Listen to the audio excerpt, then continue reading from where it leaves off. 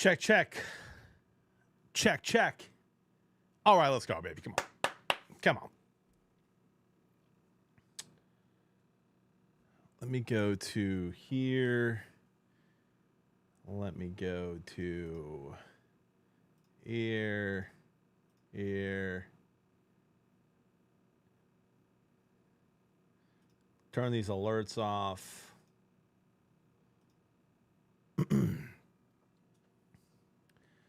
All right, guys. What's up, bro? What's up, brother?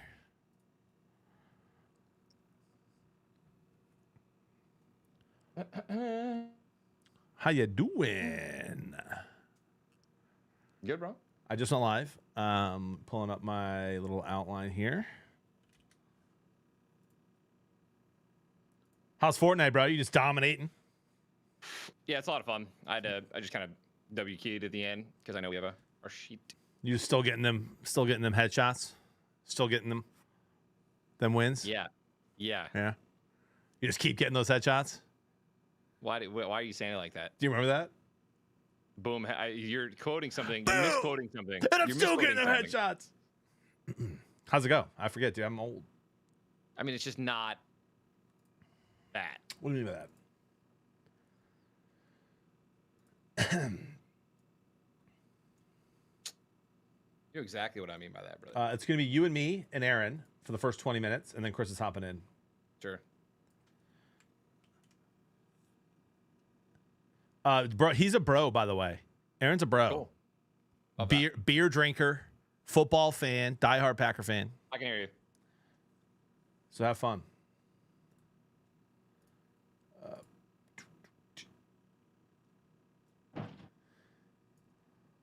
Let me tell you something. Listen here, brother. All right. I may be a lot of things, but I did not have sexual relations with that man. I'm just kidding. I did. Possibly. Cat's out of the bag.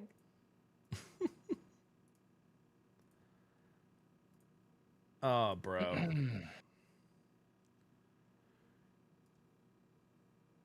What's up, dude? I see you're doing some cool stuff on Friday, man. Yeah, it's going to be pretty dope, dude.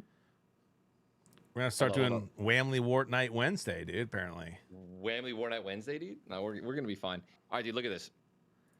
Are you seeing, you looking at the studio? Look at the setup? Yeah. All right, this is like my vibe, like my gamey vibe setup, right? Like, Are you ready for my sports show setup, dude? Yeah. We're going Motown. Ooh. Ooh, look at that, dude. That's kind of cool. Get that blue tint, dude. You feel me, brother? I like it. Bro. I'm like, why am I so far zoomed in? There we go. I fixed it.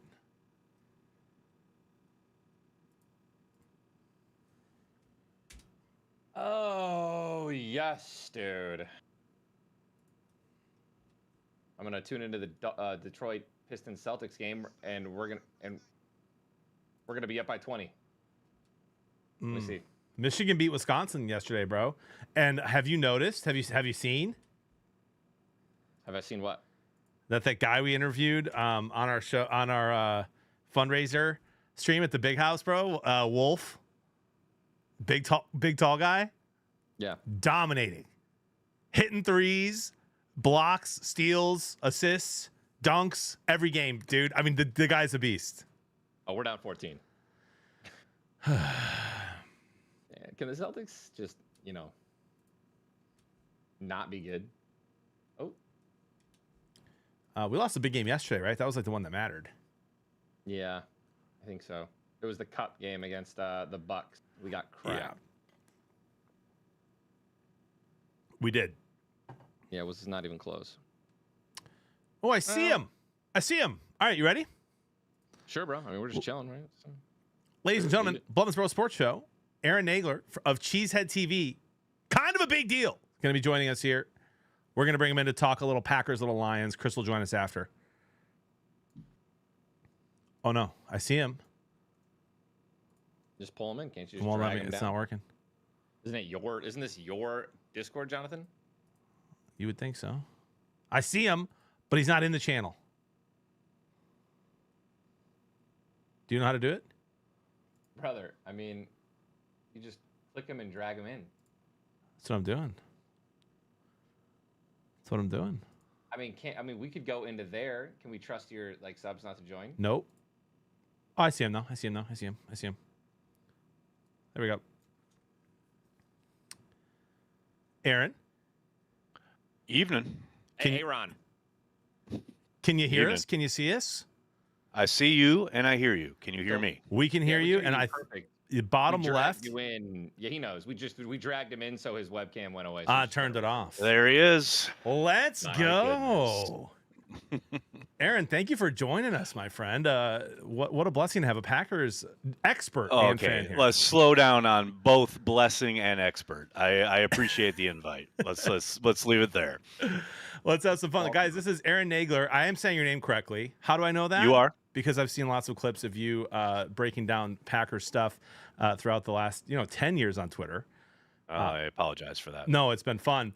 You're the co-founder of Cheesehead TV, and from what I've seen, that is the biggest Packers fan-run news, blog, media organization that I'm aware of, made for and by Packer fans. Is that right? I don't know about largest. It's certainly one of the most active. We've been around for a long time. Appreciate you even knowing about it. That's kind of amazing, seeing as I'm sure it's not fun to watch a Packers content creation machine go to work each and every year for a decade plus while you guys are having to deal with the Lions while that was going on. But now, of course, you guys are all kicking ass and taking names. So that's fun times. Finally. It's very nice. It took a bit. It took my entire life. Our entire lives. Some of Tyler's. It's nice to meet you, by the way. I'm John. This is my youngest brother, Ty. Chris is putting his baby to sleep, so he'll hop on after we get a chance to talk to you here. Man, I remember those days. The old got to get the kid to sleep so I can get online life. Man, that's good times. Good times right there. Yeah, we got a text from him about 10 minutes ago. He goes, guys, he's just getting out of the bath. I'm going to miss the interview. Have so much fun.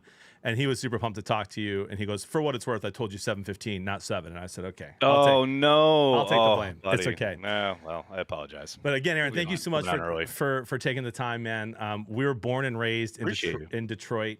Long suffering, as you already mentioned, Lions fans. Finally relevant, really, we had some years with Stafford and Calvin Johnson, and that was kind of fun, but really relevant for the first time almost ever.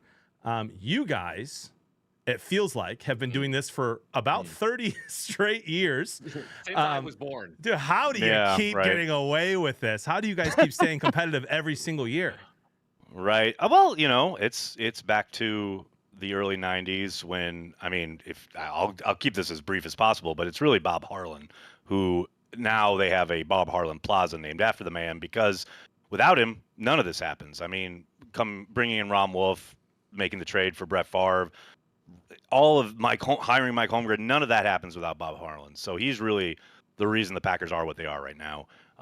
Man, look, you're talking about waiting your whole life. I was you growing up, because in the 70s and 80s, the Packers were god awful, So I know that feeling. And now you're on the come up, right? And you're feeling like you're on the way to breaking through to a championship. And man, the Lions are definitely there. There's zero doubt about it. They are legit. They are here to stay. I love what they've done. As a dispassionate observer, you can talk about Holmes and Campbell and the job they've done building a program. And I think there's a lot of teams and a lot of fan bases who don't understand that. The idea of, man, how many times we've already seen how many coaches fired this year. The fact that the Packers have been so patient, both with coaches and quarterbacks and things of that nature. I think that's something that doesn't get talked about a whole lot, but it seems like the Lions have finally kind of figured that out. And I think you can trace everything you guys are doing right now back to when ownership gave Campbell that vote of confidence back, was it 2.5 years ago at this point? Yep. That's huge, right? And that's something that I think the Packers have had kind of baked in because of their unique ownership structure. Sure. But it seems like, again, the Lions have finally figured that out. I don't know how many you are much more than a common Packer fan. You know the NFL like the back of your hand, but I don't know how many common Packer fans recognize that the Fords handed Sheila Ford the team.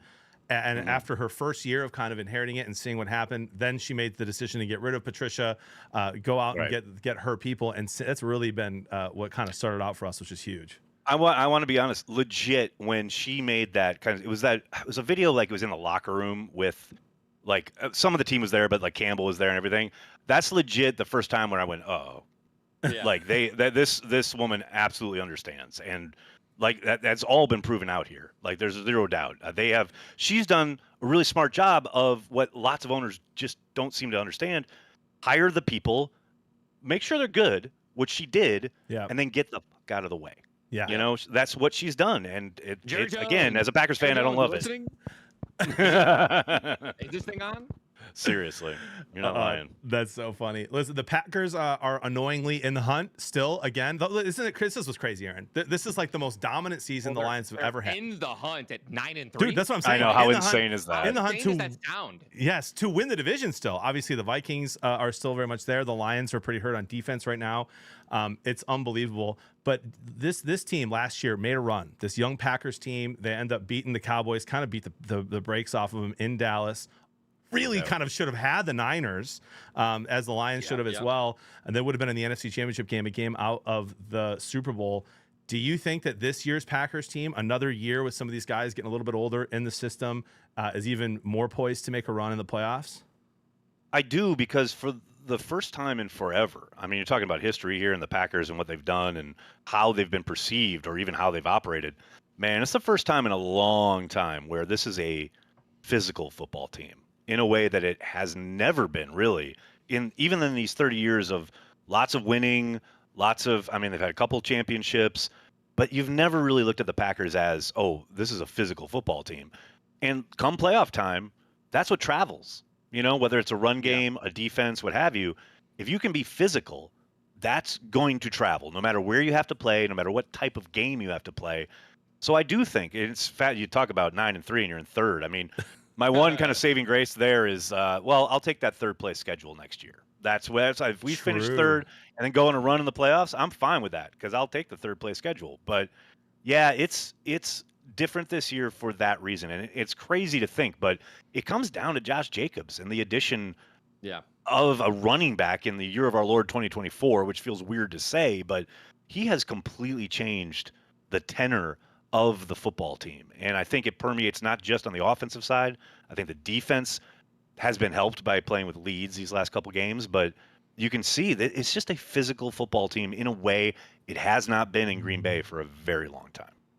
Yeah, 100%. That you say physical. I think of a lot of credit is given to Sam Laporta, a Lions tight end. He was awesome last year as a rookie. Not as flashy this year, but doesn't need to be. He's still doing what the Lions want him to do. He's going to have a big game tomorrow night. I promise you that. We can't cover a tight end to save our life. I was just going to say he's going to have a big game tomorrow night. To hear that. Tucker Kraft. Right now. Time to give Tucker Kraft his flowers, in my opinion. Dude is a physical monster. Is catching everything thrown his way. Do you guys feel like you have kind of a star there? Absolutely. We just talked about this on our live show earlier tonight. I think there's zero doubt he's becoming a complete tight end. And we've had guys who are athletic, who are able to stretch the field, and we've had inline guys who can block the hell in the run game but haven't been able to catch a cold.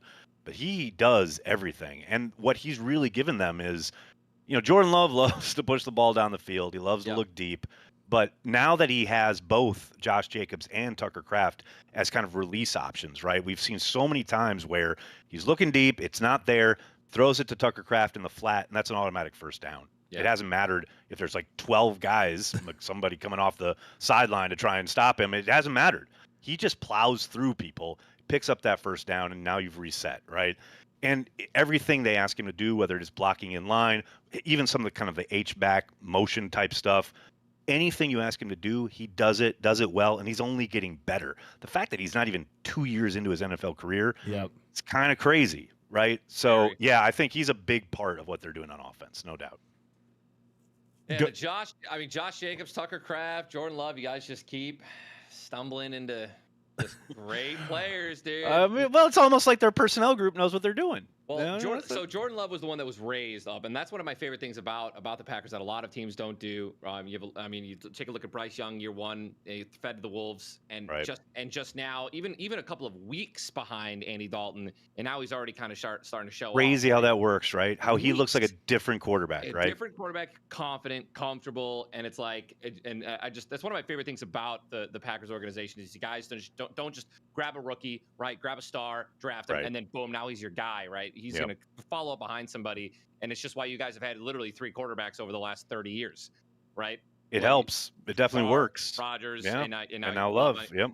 So I love that. I gotta ask, did you strike gold again? I mean, are like for you, do you want to see we're more? Close. We're close. Okay. We're close. He's got all the tools. He can do everything they're asking him to do. He's really starting to hit his stride since the bye week. He's gotten healthy. I mean, the guy's been legit injured since week 1 down in Brazil, you know? So it's like, okay, he's finally got that bye week behind him, gotten right. You can see it in his legs. I mean, the easiest thing to look at is how he's running. Yeah. Like and it's not to run, but to escape the pocket, find somebody downfield. He looks totally different than he did like October, right? I mean, against us. Yeah. 100%. His first game back against the Vikings was a disaster. Yeah. He looked somewhat mobile against you guys, but still kind of a stick in the pocket, right? Yep.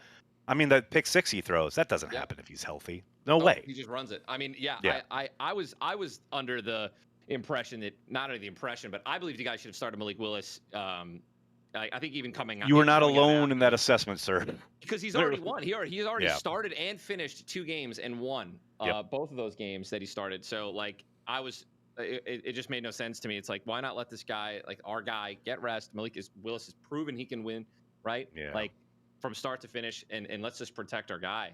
I think I'm in 100% agreement with you. I do understand there's a couple levels here, right? Like you pay a guy to be the face of your franchise, right? They made him the highest paid quarterback in the game. And I want a guy who wants to be out there, right? Yeah. And I also understand from an organizational standpoint, that's our guy. We want to play with him and win with him.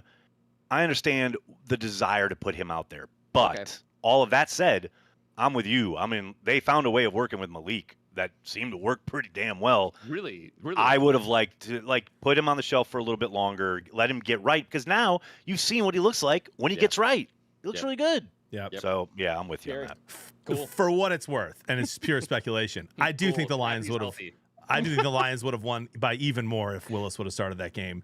But it gets Love healthier faster, and so you know what I mean. But the Lions possibly the one thing I would say on that from the last game is, I mean, it's not even that. It's just the possessing of the football and probably LaFleur buttoning it up a little bit more, as opposed to when Jordan's out there. He does push the envelope from time to time. A little bit, I imagine. Yeah, it's just, I think, look, the whole key to beating the Lions, and only one team has done it, is possessing the ball and keeping that offense off the field, because they are so efficient. It doesn't matter what you do on defense. They're going to score points, right? They're going to move the ball. They're going to score. So keep them off the field. And I think with Malik, that's exactly what they were doing, whether it was against, the Titans, whether it was against the Colts. Like, just play a very solid, sound, efficient game. Yep. Keep Goff and company on the sideline, because they're going to move the ball and score. Well, that was what I was going to ask you next, is what do the Packers have to do to get a win in Detroit tomorrow? I imagine keeping the offense for the Lions off the field is part of it. It's job number 1. Absolutely. I think on the defensive side, there's no, mystery. They did come into Detroit last year and played pretty darn well on that side of the ball. Yep. When it came to turning the ball over and getting Goff off the spot. It's something they haven't done with a ton of regularity this season as far as their defensive front, but they have done a better job as of late. They have certainly been able to generate pressure on the quarterback, even with only 4. More so than they were earlier in the year, certainly more than they did the last time these two teams played. Now, all that said, I think some of that has been down to the fact that, especially in these last couple games, they've had big leads. They've jumped out to big leads. And that kind of game context has allowed them to do a little bit more, pin your ears back and get after it. Yep. I'm fascinated to see. I know you guys are down a left tackle. Maybe that, Rashawn Gary, who had a great game in Detroit last season. Yep. Maybe he is able to take advantage of that. Because God knows you guys have a bunch of studs up front. So that's the one area where you think, but now, of course, Johnson will have a tight end over there, backs chipping, etc. But I mean, that's the thing. You have to be able to get home with 4, and you got to get them into passing situations where you can do that, and they just don't get in those situations. They run the ball, they stay ahead of the sticks, they're insanely efficient, and then they score. So that's why I say, like, I'm at least somewhat excited about the defense being out there and maybe being able to get a turnover. It's something they've done a lot of this season. But man, it's real hard against Detroit. You guys are so efficient. You're so good on that side of the ball. That's why I say you got to try at least to play a little keep away. Yeah. It's going to be a good game, dude. I can't wait. Agreed. I've like not allowed myself to get excited. Ford Field, though. Like every NFC team plays well at Ford Field. It's an indoor. It's beautiful. It's weird that way, right? I mean, it's the only indoor stadium, is it not? Vikings indoor. Vikings have one, but we played pretty well at Minnesota last year. We played well in Detroit, but we've played like crap at home against you guys. Like that's killing me. Which is weird. Killing me. It doesn't fit the Goff narrative. Very weird. I love it. Yeah. No, I know Goff outside. He played 2 games outdoors this year or some nonsense. And he's dominating. Yeah. It's crazy. But he's an outdoorsman this whole time. Who knew? Who knew? We just needed to pressure him. I mean, obviously, you needed the narrative to be pumped up that he wilted in the outdoors, and now he is dominated. Exactly. No doubt. Exactly. Now, what are some of the weaknesses of Green Bay right now? What do you think the Lions need to do in order to get that win tomorrow night? Well, it's funny you should ask, because we did just talk about this on our show. Like, the thing that I'm skeptical of is there's been a lot of, the Packers are much better against the run. They've played the run much better. They're 8th in the league against the run. I suspect a lot of that is because of, again, the game context that they're coming out of these last few games where, I mean, Christian McCaffrey, the backs for Miami weren't really factors in either of those games. Chicago kind of ran all over them. And there's a play in particular out of the I form. They've done, like, whether it was Chicago, San Francisco, or Miami, all ran some version of a toss play out of an I form that I think Ben Johnson is going to spam the hell out of tomorrow night. The Packers haven't shown that they can stop it. And when they overload and try to stop it, they're going to fake it, and he's going to boot out, and he's going to have Amon-Ra St. Brown on some wide open thing over the middle. It's going to annoy the hell out of me. But I'm totally fascinated to see how the Packers handle the run game of Detroit, because that's the sauce. That's just not so secret sauce for Detroit, right? It's like you've got these 2 great backs. Again, they stay ahead of the sticks. And they don't ask Jared Goff to be Superman. It's like, go back to that game at Lambeau. He's completing things like in the flat or like 4 or 5 yards down the field. He's not pushing the ball down the field. They're not asking him to. Yeah. Because they've got, like, you're living in 2nd and 2. You know? That's gorgeous if you're Shout out Montgomery, dude. Just rolling. He's so good, dude. And he's always been a Packers killer. He's always been a Packers killer. We've never had anything like this, Aaron. Like last week, or 2 weeks ago, actually, it was against the Colts. It's like 3rd and 8. And the Lions are running the ball for a first down. It's unbelievable. I've never seen anything like it. A draw with Gibbs up the middle, like just. And he I remember that play. I legit said that's me in Madden, because guys go like, and look, NFL coordinators do it too, right? Like you see, it's 3rd and 8, 3rd and obvious quote unquote passing situation. Yep. You go light, right? You flood the field with defensive backs or too high safety, and especially if you're the Lions, you've got that offensive line. Yes, please, thank you. Light box. I'll just hand it to my back, who's so explosive, he's going to burst through whatever hole's there and pick up a first down. Like, it's kind of it's kind of not fair, is what I'm saying. It's kind of, I think the NFL should investigate. We had a long time for this, dude. Right. So I gotta ask you this, right? This is like, I think that Tyler and I both, and our brother Chris, we're doing our best to just relax, right? We haven't won a Super Bowl yet. We're trying to enjoy it. We're not trying to talk trash all the time to all these other teams. Tyler's wife is a Packer fan. Oh no! I live with one, bro.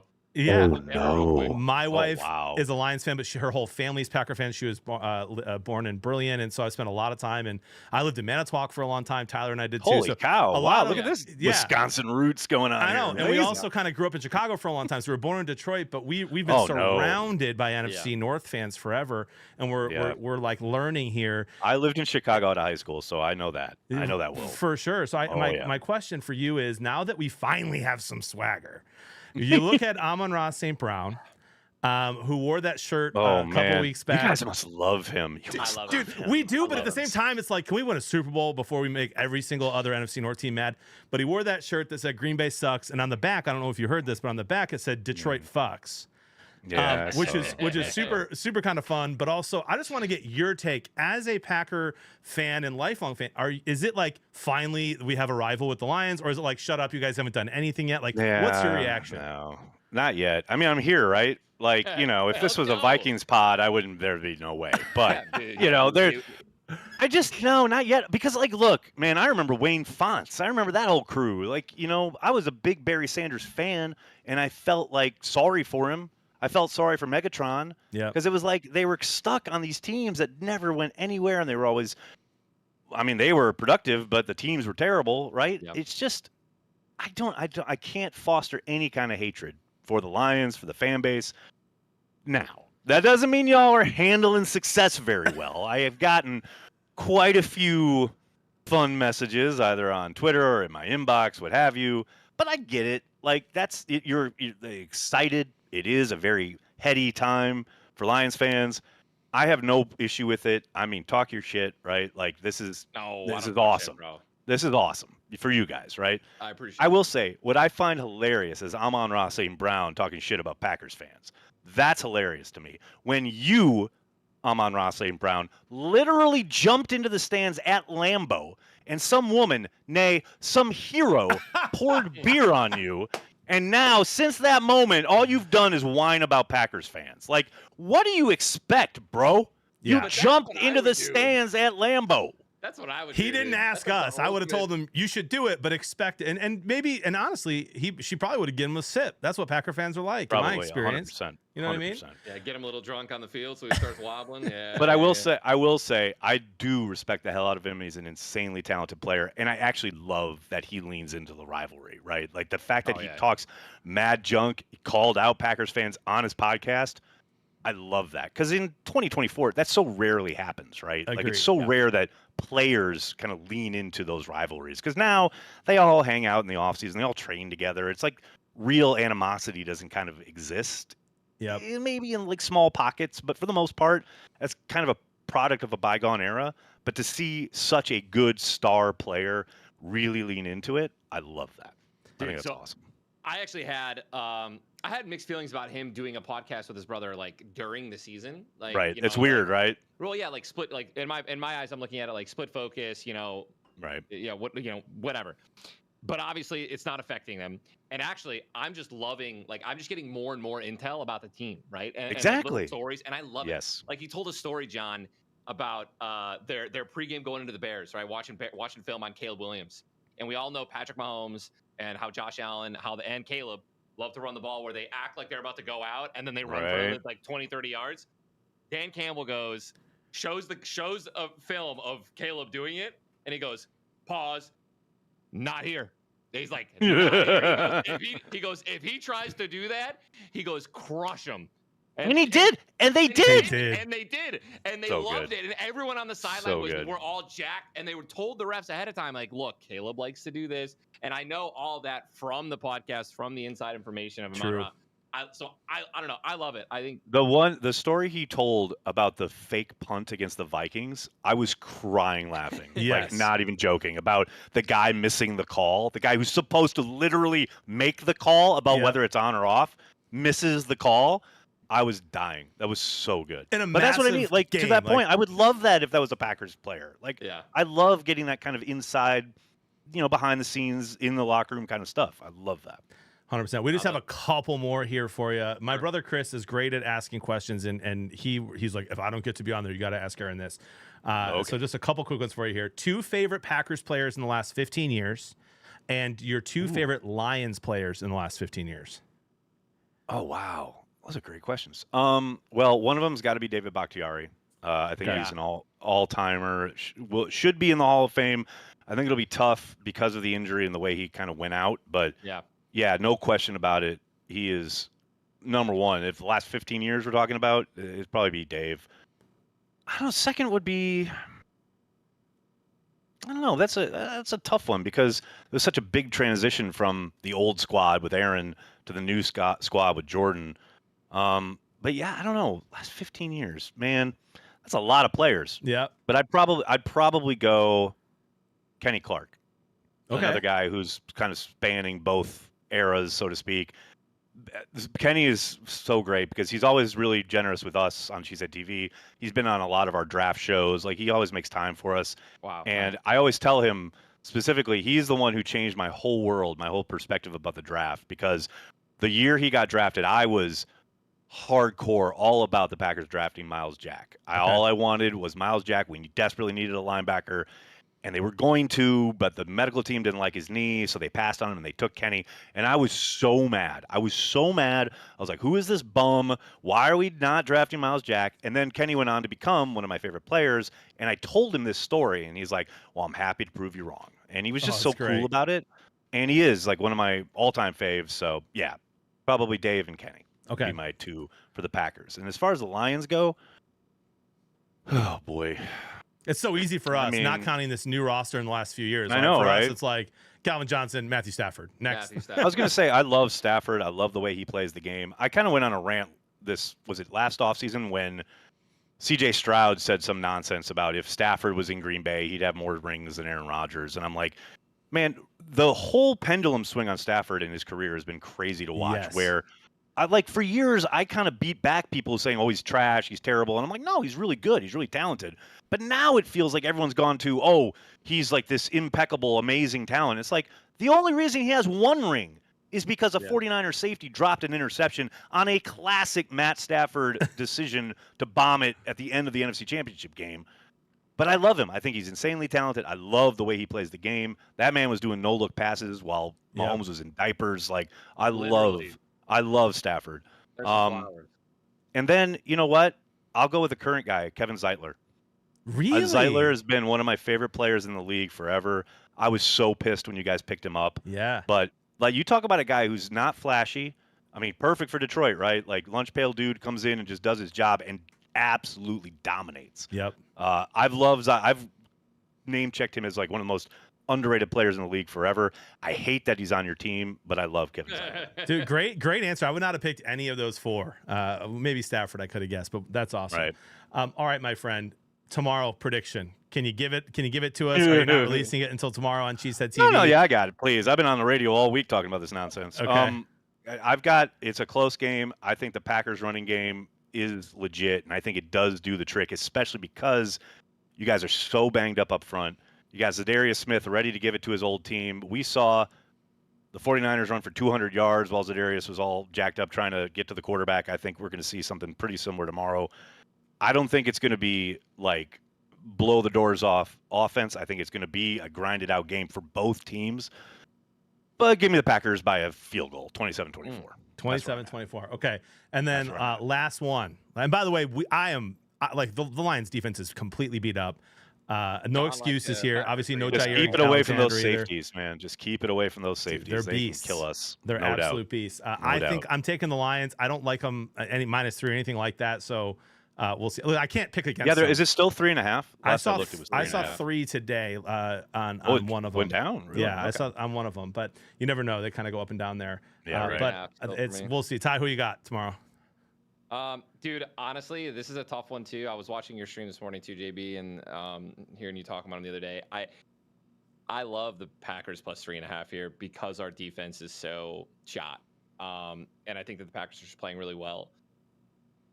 But I mean, we should win still, right? I think we should win. I think if we do what the Packers should do, which is keep our offense off the field. If we don't have super explosive. Right, like we don't want. I mean, of course you want points, but like we don't want JMO. Dude, I remember this game. I know I'm going longer than I should. I remember a game we had, bro. I don't remember who it was. It was this year. I can go back and look, but I think it was like a shootout. Might have been against the Seahawks. We were scoring too fast, and our defense was coming, and they weren't. It was like the opposite. Right. So our defense is getting chipped away at. And then they come back out after 30 seconds because we had an 80-yard JMO touchdown. And it's like, and we did it a couple of times, like big play to Amon-Ra, big play to Waymo. And now our defense is back out there. So like, we can't do that. We definitely can't do that. I think we need long, juicy drives the same way. But I like us to win, but I love the Packers to cover. And I definitely think they can win too. I think it's a close one, dude. I think it's close. Yeah, I do too. 20. Give me 30-27. No, Okay. that's not close. That's not. I was gonna say it feels high. But It's high. The over. although isn't the over-unders at like 51 and a half. So that's. I was just gonna say 51, right? Yeah. Right. Yeah. Give me 30-31. And I don't even know how you get that. Flip a coin. Packers go down, 62 score a points. game-tying touchdown, miss the extra point. What a blessing. We walk from there. Dude. That's wild. Last one, Aaron. Last one, my friend. Favorite game day beverage, and if you're gonna go ahead and plug a beer that I've heard of and had a sip of before, feel free. Oh, he's got it. Oh, he's already here. It comes. Chat. It starts. I think. This is called Carry the G from Cheesehead TV. There you go. Absolutely love it. It's our official beer, cream ale. It is a perfect game day beverage. It is smooth as hell. You can drink them all day and be buzzed, but you have a good time. And it's it's our third year of existence, and it's only available in Wisconsin and various stores in Chicago. Slowly kind of creeping out of the state, but Carry the G. Hopefully. Get you some when you're in Wisconsin. Absolutely love that. I have one confession to make before I let you go, Aaron, and let you share where people can find you and everything. I adopted something from you, and everyone. I can't give you credit every single time because then it would just be obnoxious. I stream full time for a living. I can't say I can't give you credit every time I tweet it, but every once in a while I remind people while I'm streaming it on Twitter that I got this phrase I believe from you, and I say it a lot. A lot of ball game left. You've been tweeting that for maybe 10 years. Over at least 10 years. Since probably I was on first on Twitter in 2008. Yeah, so, and Tyler gets annoyed with it because when the Lions are down 14, even against the Texans, I was just texting, dude, a lot of ball game left. A lot of ball game left. There's always a lot of ball game left. After that game, for the last like 3 weeks, it's all I've been saying when like it's true. Like with Tim and I have big bets or whatever, like, and I'm like, Tim, relax, dude. A lot of ball game left. Let's not hedge anything. Relax, dude. The worst is people get so annoyed now too because I do say it all the time. I've been saying it for years, whatever. But it's like it's true. How many times? If anybody gets upset, like in the first, like oh my god, you talk about streaming worlds in life, man. Every first quarter, and I'm not exaggerating. Every first quarter, we do a watch party where my partner and I we watch the games, and people are with us on YouTube. Every first quarter, someone has a meltdown about, oh, this guy needs to be cut or this coach needs to be fired because of some third down conversion or somebody scores. And it's like, oh my God, take a breath. A lot of ball game left. And I literally got that from my dad because when I was a kid, I was upset all the time because the Packers were terrible, right? But every once in a while, they would pull out a win, they would get a win, and it would always be preceded by my dad going, a lot of ball game left. A lot of ball game left. So now I've just kind of turned it into my phrase. I love it. I'm happy to borrow it from you and give you as much credit as I possibly can. I tell my kids all the time, they roll their eyes at me. Aaron, thank you so much for taking the time, my friend. Where can people find you if they want to follow along? The best place is always cheeseheadtv.com, our website. It's kind of like the central hub of everything we do, but I'm available obviously on pretty much every social media. Just look at either Aaron Nagler, all one word, or Aaron's story on Insta, things like that. We're on all the socials, but that's the best place to find us. Definitely. Sounds good. Cool. Thank you so much for taking the time. Good luck to your Packers tomorrow, but I hope you lose and then continue to win and get the Vikings out of second place, please. Yeah, we're doing what we can. Really appreciate the time, guys. Have a good night. Thanks, awesome. Thank you. You too. Dude, what a legend. Awesome. Isn't he great? Yeah, you're absolutely right. He's very bro-y. He's a bro, dude. He's a bro. All right, let's get Chris in here. Bro. He's a bruh. That's worrying me, though, dude. Chris goes, I'm ready for my entrance. Oh, dude, Ty, I have Chris, good to see you, brother. You're welcome for the extra little few minutes there. Can you hear us? Yeah, I've been. Your mic is not. Yeah, there it is. Chris, he's in the wrong microphone. I've been waiting. Oh, there you go. Dude, great question, Chris. He had a great answer, so well done. Had a good conversation. Did you get to listen? Yeah, I got to listen. Starting at 7:15, I was locked in. Dude, he's a legend, man. Aaron, kind of like a Packer staple, really, on Twitter. I got to check out his YouTube page today, one of his live streams. It's popping, dude, on YouTube. Like the super chats, and they got a crazy dedicated fan base. Awesome. He had like 5, 6, 8, 900 viewers watching just a regular podcast on a Wednesday night. Very cool. Thanks to him. A lot of A lot of good conversation there, bro. I'm not allowing myself to get excited, guys, about this Lions-Packers game. Like I had so much going on. Is this for kids today? You guys are busy. No, I'm like just trying to like not, wait and count the hours. And now that it's less than 24 hours away, I can't. Tomorrow's massive. It's a massive game. Massive. It's and huge. You know what else is massive? What Dude, else is massive, Ty? Oh my God. What else, dude? I got something to say, dude, about tomorrow. Oh, dude. John asked us to do like all the run through of everything, and I did that already, and I got the Eagles at 15-2, and they have the tiebreaker. So we can't lose another game if the Eagles don't lose. No, If we both go 15-2, the Eagles get the 1 seed. So we have to win. Also, while that's happening, guys, can you appreciate my ugly Christmas sweater? You guys ready for this? Yeah, always. Yep, ready? That's not ugly at all. That's amazing. Yeah, that's not ugly. And I'm annoyed. And then look at this. The Pokeball? Where'd you get that? Pokecenter.com. Not hashtag not an ad. But dude, it's the style of sweater. It's called an ugly Christmas sweater. Chris, What's up? I am tinkering here. Yep. Just put both the Lions and the Eagles at 15-2. Tell me what happens. Oh. Yeah. So we can't lose a game. Well, unless the Eagles lose. No, Eagles and then Lions and then week 18, Lions and then Eagles. Chris, it's going to matter who we lose to. It's going to matter who. It matters which game. If we both go 15-2, the way I just did it, Lions get the 1 seed. So, but the way I did it, I gave us, because remember, I did worst case scenario, so I have us losing to the Packers and then losing to the Bills. I have us going 2-2 in the next 4 weeks. We So have the Bills at home, though, dude. So it's that division loss that gets us then, John. I think we beat the Bills by 20. Really? Yes. I don't know, man. I looked at who the Bills played. This I'm not joking. I thought. Go ahead, Ty. No, Yeah, hang it on. matters. Hang on. Just so I you know, thought it Aaron's does matter. There are multiple scenarios where the Lions and Eagles both go 15-2, and either team gets the 1 seed. So I don't know. I forget which, because it goes common opponents, division record, whatever. There's no head-to-head this year with those two. So you're not wrong, Chris, but you're also a little wrong. There's multiple. It just depends. Win. Lions just need to win, and particularly against the NFC teams. Hear me out, guys. Okay. The Bills beat Week 1 Arizona. Oh, he's gonna do this. I am. Oh, Close come on. one. And Come on. Arizona is mid. They're very average. That's it. They're above Miami. average. They played Miami without Tua. 2-0. They crushed them 31-10. Shocker. Everyone's destroying Miami. They're not very good, especially without Tua. Then they slap around Jacksonville. Congratulations. Jacksonville, one of the worst teams in the league. And yes, good teams should have beat them by this much. And they did. That's great. Then they get clippity-clappity, spickety-spacketied, lost 35-10 to the Baltimore Ravens, who are 8-5. Oh, someone said they had 2 of that game, allegedly. All right, 35-10, 25 points to the Ravens, who are just choking and losing everyone. Then they lost to the Texans. They lost to Houston. Who?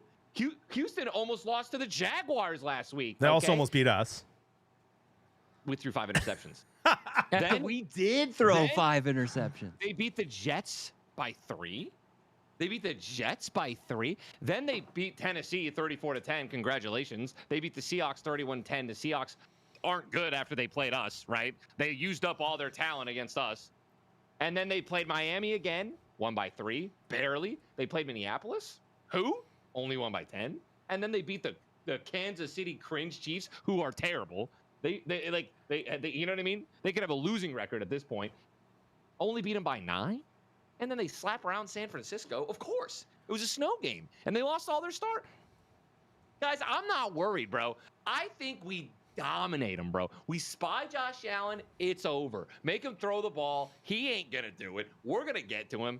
Light work, bro. James Cook, who? I think we got it. That's wild. I love the confidence. Quote me. I love the confidence. I do think the Bills are the second or third best team in the league. So Yeah, that's true. their run defense, though, is not great. And so we absolutely could run the ball all over them, 100%. But man, Tyler, that's kind of wild going through the Bills' schedule and picking them apart and making them look not that good is crazy. They're dominating. But here's the thing, from a DVOA perspective, right, which takes into account your opponent. Yeah. Okay, the Bills are a top 3 team. The Packers are 5th. So the Bills are hypothetically, even with the competition, better than the Packers, and they're both good. Like this is a brutal stretch for the Lions. It's a brutal stretch minus the Niners. The Niners in a revenge game for the Lions, so they should have that. Dude, it's going to be a roller coaster, boys. And strap in, because Green Bay, Buffalo, Chicago, San Fran, Minnesota. Oh, God. I mean, it all starts tomorrow, dude. A home game. Fun fact. I have 2 students who I convinced to wear Lions jerseys tomorrow, so I'll be bringing them in for them. That is a fun fact. So I'm excited for that. Dude, I got to say, like, tomorrow. Yep. It matters to me. A lot of people talk about like teams that need a loss, right? Is there a way that Dan Campbell turned that Bears game that we, miraculously won at the end because of Caleb Williams' incompetence and Eberflus's idiocy? Yeah. Is there a chance that Dan Campbell kind of the way he talks in the postgame is like, no, there's no chance, because he's like, I'm not going to ever complain about a win in this league. But is there a chance that like the Lions took that as a punch in the face that they needed to come out hot against Green Bay? Or are we still going to have that one game in the next 5 games and maybe tomorrow where we just come out just not ready? No, I think we're ready, bro. I think we're ready. And I actually really like what Aaron said about them not being able to, do anything against tight ends. I mean, I love that. Means I'm taking, we're going to come up with our little bet tonight. You already know I'm taking Laporta in it. Yeah. Right? So, yeah. This is interesting because I think the Lions' injury concerns are a problem, but they're really overblown. Especially if you look at where we were last year with our defense. We have really, really good players on defense still. We have all of our starting cornerbacks back. So we got Terrian, we got Carlton Davis, we got Branch, we got Kirby. Oh, wow. We have Campbell in the middle, and we have Aleem McNeil, and we've got Zadarius Smith on the edge. Okay, we're beat up on the front. I think Jacobs will have a good game. But we have an offense too. And guess what? The only one out is Decker, who's graded our worst offensive lineman this year. I texted you guys that in the group chat. What is his grade, by the way? Do you know? Yeah, it's like 60-something. And in the quadrant of like how he wins his one-on-ones, upper right being the best, lower right being the second best, upper left being the third best, lower left being the worst. He's in the lower left quadrant of like he doesn't win his 1v1s. Goff is getting pressured the most off of him. So again, I'm not saying he's not better than our backup. he's a great offensive lineman, but you're right. But what I'm saying is like every single other player on our offense is here and ready to go. So like there is no excuses. I don't care if Love and the Packers score on 10 of their 12 drives, then we got to score on 11. Yeah, Chris, I agree. If we lose this game to them, I'm not saying it's because our defense is hurt. Like we lost. Yeah, like you know what Campbell says, man. Like players make plays. Next player up, dude. And I don't think, John, that they're going to come out flat. I think it's going to be a really good game. I could see it being last team with the ball. I think if the Lions don't turn the ball over, they win. Dude, have you guys seen the clip of there's another one. I swear I thought it was deja vu. It happened last time we played him. They're like, are you guys worried about? And they're in the Packer locker room interviewing one of their cornerbacks. Like, are you guys worried about Amon-Ra? Are you guys worried about any? They're like, nah, we ain't worried about him. Like, we ain't worried about him at all. And then Amon-Ra's brother, I always forget how to say his name, JB. Equiminius. Yeah, Equiminius. You can't tell me why I can't remember it. Calls out Amon-Ra on the podcast and goes, yo, man, did you hear what they said about you? Did you hear what Green Bay said about you, dude? And he's like, what? What'd they say? And he's like, they said they ain't worried about you, bro. Just gaslighting him. They just freaking, and they said they ain't worried about you, bro. And he goes, no. Tell me exactly what they said in the quote. And he goes, we ain't worried about him. Dude, hold on. I saw that. It was one player. It was Xavier McKinney. I know, but it doesn't matter. It was McKinney? I think so. Because their big crap talker, Jair, isn't even playing. So I know it wasn't him.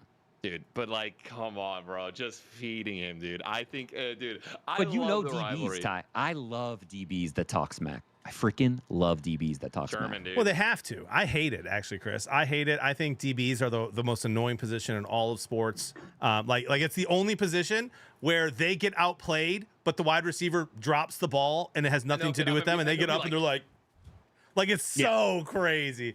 Matt Burke talks about it all the time. He's like, you have to have that kind of arrogance as a defensive back because it's impossible to never get beat. And the only way to keep your 100%. confidence up is to just like celebrate every little victory that you can. Dude, you already know these guys are studs, dude. There's so many good players on offense. Packers don't have Dobbs, but they still have Jaden Reed tomorrow. So they'll have Reed and Christian Watson as their main 2 receivers, Tucker, Jacobs. It's going to be a fun game, man. Yeah, it's going to be awesome. We'll dive into the game here in a little bit. We have a lot to talk about today. We got about hour 15 left here on the sports show. Thanks again to Aaron Nagler from Cheesehead TV for joining us today. That was super fun. We'll get a lot of good clips from that. Hint, hint, nudge, nudge, Hot Rod. Yeah, absolute legend. Guys, this is the question I was asked the most in the last 4 days, both on Twitter and on my stream when I got to go live yesterday. Okay. What are your thoughts on the hit on Trevor Lawrence? Suspension officially upheld as of a couple hours ago. So I don't have it pulled up. I don't know how to say that guy's last name. Texans defender suspended for 3 games. What did you think of it? Like you saw it in slow motion. You saw it in bang bang. Everyone has controversial takes. I have a hardcore opinion, and I don't think it's controversial. Okay. Okay. Play that clip, right? Play the Trevor Lawrence hit. And again, I'm not saying it was worth 3 games. It was brutal. Okay. Has no place in the game. But then play it next to Patrick Mahomes when he fake slides and gets 2 more yards in the same week, Sunday. Right? And 2 defenders went right past him because it looked like he was going down. And so there has to be, like, defenders have to know what's happening. Quarterbacks have a job to protect themselves. Like it's partly on the quarterback to actually slide. And if quarterbacks are going to be allowed to, or the fake out of bounds that Caleb Williams loves to do, where he goes to the sideline and tiptoes, and then Jack Campbell just rocked him. Because did you know that Dan Campbell was on film? Yeah. You missed it. I said it to Aaron. I brought that up. Yeah, dude. Like, guys watch film. So Mahomes, the next time he slides, if Mahomes gets rocked, I have no sympathy. Oh, 100%. Because he fake slides. So there has to be this happy medium where defenders respect the quarterback, but quarterbacks protect themselves. And if quarterbacks aren't going to protect themselves, and some of them are going to do what like Mahomes and Josh Allen and Lamar do. Oh my God, the way the Lamar dances on the sideline, I always think he's going to go out, and then he tiptoes for like 13 more yards. So that's my take. That's my take. I think that the defenders have every right to the space until the quarterbacks start protecting themselves earlier. That's what I think. Okay. Yeah. Todd? I'm gonna be completely honest. I think that when you have quarterbacks like Mahomes and Josh Allen and Caleb Williams, mainly Mahomes and Josh Allen, in my opinion, that ruin it for the rest of everybody, right? Because there are a lot of quarterbacks that don't do that. There are a lot of quarterbacks that do just slide every time, and they don't fake slide, and they don't pretend they're going to go out of bounds and then run for 20 more yards. And like, should they? I mean, yeah, I think that you should use every single advantage that you possibly can. Like, why do you think Mahomes the amount of times he's done that and it's won them games and gotten them, like, not just 10 yards, but like 30 yards? It's staying with Josh Allen. They do it all the time, and they get a lot of yards from it. And I get it. It's like when I used to get so pissed at Tfue all the time in H1Z1 and in Fortnite abusing, not like glitches. What are they? What the heck is the word I'm looking for? Exploits. Just using exploits in a game, and it's not illegal, and you can't get banned. So I get it. But it needs to be addressed because of what is happening to quarterbacks like Trevor Lawrence. Chris, I completely agree. Like, you can't fake slide and then keep going and not expect for the defender to do his job, which is to take you out and to make sure that you don't get a first down. So either ban fake sliding, like make fake sliding a penalty, but then it's like, what's a fake slide, right? Right. Like, That's it wasn't because dude, Mahomes didn't go down. His body lowered and he slowed down, and the defenders just naturally like clinched up. yeah. Yep. So he wasn't even like going like this. He wasn't even leaning back. Like, Yeah. But everyone who was watching knew what he was doing. Yeah, exactly. So like I like getting rid of the whole sliding thing and completely, like, you know, protect yourself, dive down. I don't know, figure it out. It's something, I'm not a professional, right, when it comes to stuff like this. And honestly, I haven't even given it too much thought as what the new rules should be, but it needs to change, because if you want to protect your quarterbacks, it needs to change, right? Well, I've got a little bit of a hot take. I've got a little bit of a hot take. I don't think that sliding is the safest thing for a quarterback to do. Like the reason that you're like giving yourself up, you're going to have situations where the player's already made their move, and like, even if you're not trying to slide too late, you're going to slide late, you're going to get hit, and you are completely defenseless then. There's nothing you can do. You're not taking any, like, the way that they coach it, and when you're young, and you're like, my kid's playing tackle football now, the way you coach it is like, you both want to make contact. You don't want to be the one who is, you know, about to go out of bounds, about to slide, and you're the only one, you're just absorbing all the contact. You want to be able to give it just a little bit too. Tua, you're going to talk about the Tua dive where he got hurt this year. That was just dumb. Like, I don't mean it like that, but I do think that in that specific play, Trevor Lawrence was better off diving to the right or to the left. Like, he would have been less hurt if he would have just fallen down, like, to the right or fallen down to the left. But just sliding head up, head is the highest thing there. I can't believe it. I don't think that it's safe. I think if you're trying to protect yourself as a quarterback, there are safer things to do than to give yourself up on a slide. Dive at the defender's ankles. Look where he's going. Dive at his ankles. He's going to hit you in the side. I'd rather be hitting the side than straight up on the chest or in the head. That's dangerous, dude, because if you dive... And he dives forward too. If you dive and you don't get touched and the ball hits the ground and you fumble, that's a fumble. Well, don't fumble, Chris. I mean, like, these are things. Well, like, so I'm just saying, diving hand first is, from a game perspective, not smart. I mean, you can still fall forward. Like, I just think there's so many safer things to do than this. Like, it's kind of wild. And what do you expect a defender to do? In this scenario, it was pretty bad. But there's some scenarios where it is bang bang. Maybe this one wasn't that, but what are you supposed to do? Like, even this one, if you look at his feet, if you look at the defender's feet, they're starting to go forward and Lawrence is just going down.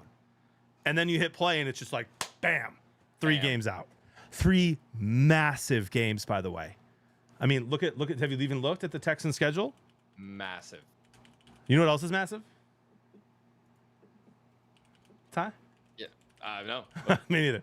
Dude, Dolphins, Chiefs, Ravens. Dolphins, Chiefs, Ravens. Those are the 3 games he's missing. That's brutal, dude. That's brutal. Wow. My good friend Slack and Dan says, just go to 2 and touch. No, I mean, dude, it's football, right? Like, people are going to get hurt. It's a competitive. It's one of the most physical sports out there. It's annoying. It's annoying. My only take, my take is, like, you have to protect the quarterbacks, but the quarterbacks have to try and protect themselves. Agreed.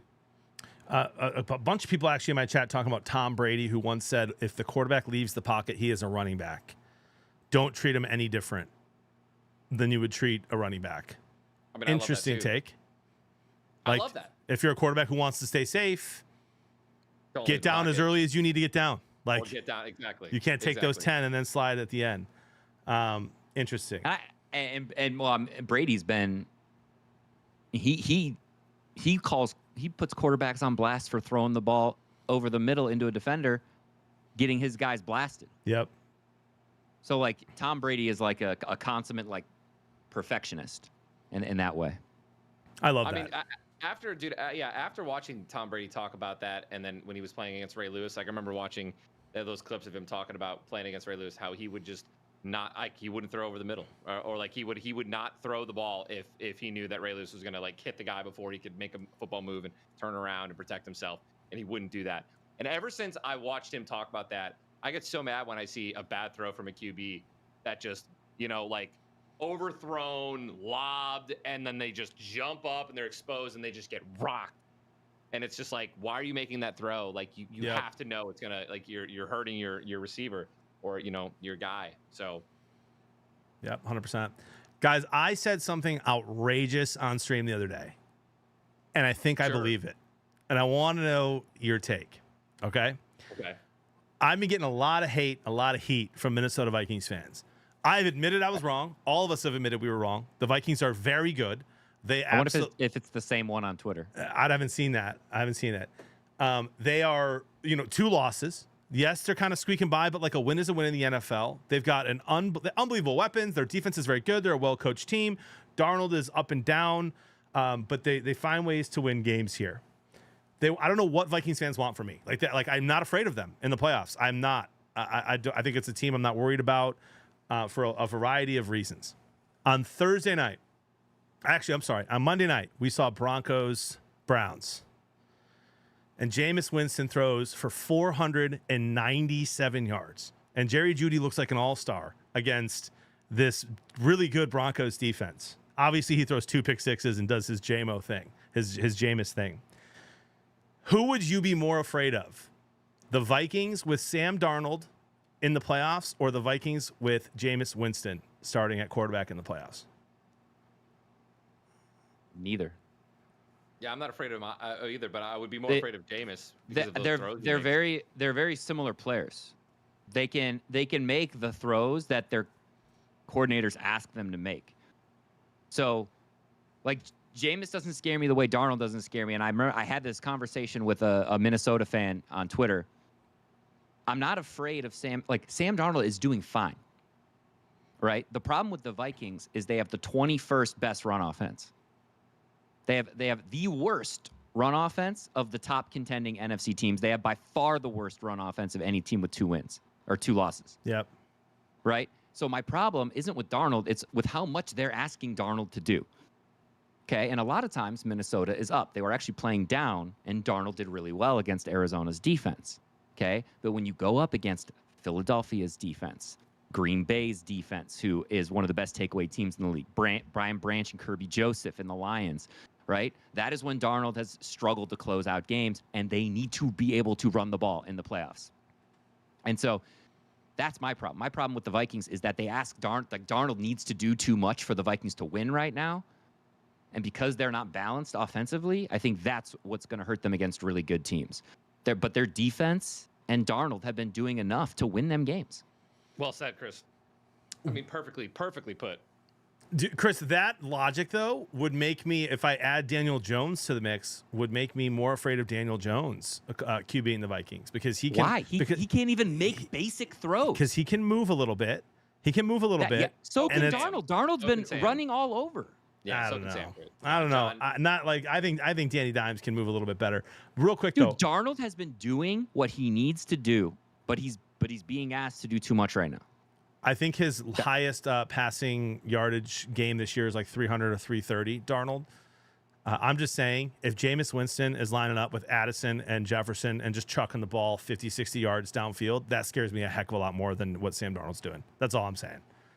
I would legitimately be afraid of Jameis Winston on this Vikings team with nothing to lose. I agree. Chris doesn't. And you bring up great points. I think you bring up great points, Chris. Tim Gemes goes, Thank you. What about Tommy Cutlets? Ty's favorite player. Tommy Cutlets with cheese, dude. I'll never forget last year when he had that one first breakout game start. I picked him up and started him the next day, and he got like 3 points. I was desperate for a quarterback, too. I was on a bye week. I was like, why not? So, never again, but... Guys, I want to do this, Chris. I know you already did it. Are you not excited about this? I think it will be really fun, and we can do it really quickly. We don't have to do every single game. Thoughts? Do what? Our NFL predictor, playoff machine. I mean, I already did mine. I don't know if it saved. It probably didn't. It probably didn't. I kind of want to do this because we have a lot of people who watch the show who are fans of lots of different teams. And so it'll kind of give our perspective on where we see each of these teams going. Ty just got to pull it up on ESPN NFL playoff machine. We're not going to pick every single game because every single game won't necessarily matter. Although if you want to do it quickly, you can. Starts with week 14. So 1, 2, 3, 4, 5 weeks here. Just quickly make your picks each game, and we'll look at the AFC, NFC playoff picture as we see it. Thoughts? You down? You guys down? Yeah, I've got my 7. I know who I think make it. Do you have them sorted through though, dude? Yeah. Here, let me just pull it back up. Okay. Yep. Do it real quick. I'm doing mine. I hate that I have the Vikings beating the Falcons this week. I have the Falcons upsetting. Gosh, I hope you're right. We'll talk about that here in a second. I got the. Ooh, I'm gonna get spicy, boys. Yeah, I'm getting spicy too a little bit here. Jags.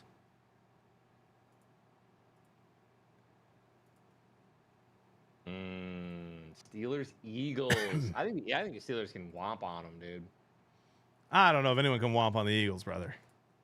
Okay, relax, dude. Just because they finally have Saquon who's playing well. Dude, they're relax. like their defense is nasty too. Look what they did to look what they did to Lamar. It's because Lamar's average. I'm kidding. I'm Oh. Gosh, I'll be cheering kidding. hardcore for the Steelers against the Eagles. That's for darn sure. I'm trolling. So many of the games are. Some weeks are way harder than others. Yep, I'm already on week 16 here. Yeah, I'm on week 16. Yeah, I'm flying. By the way, I am flying. So I'm picking a lot of favorites. Yep. I'm on week 17. Ooh, Cowboys. Panthers should be a fun game. Yep, it should. I'm on week 17. I'm just flying. Cardinals, week 17, Cardinals at Rams is going to be epic. By the way. These are all gonna be really nice. And now, Another Ravens. Dude, that AFC, you know what? The AFC North is real close to the NFC North in talent. Real close. you better get comfortable down there. Real comfortable. I'm on week 18, guys. Yeah. I'm flying.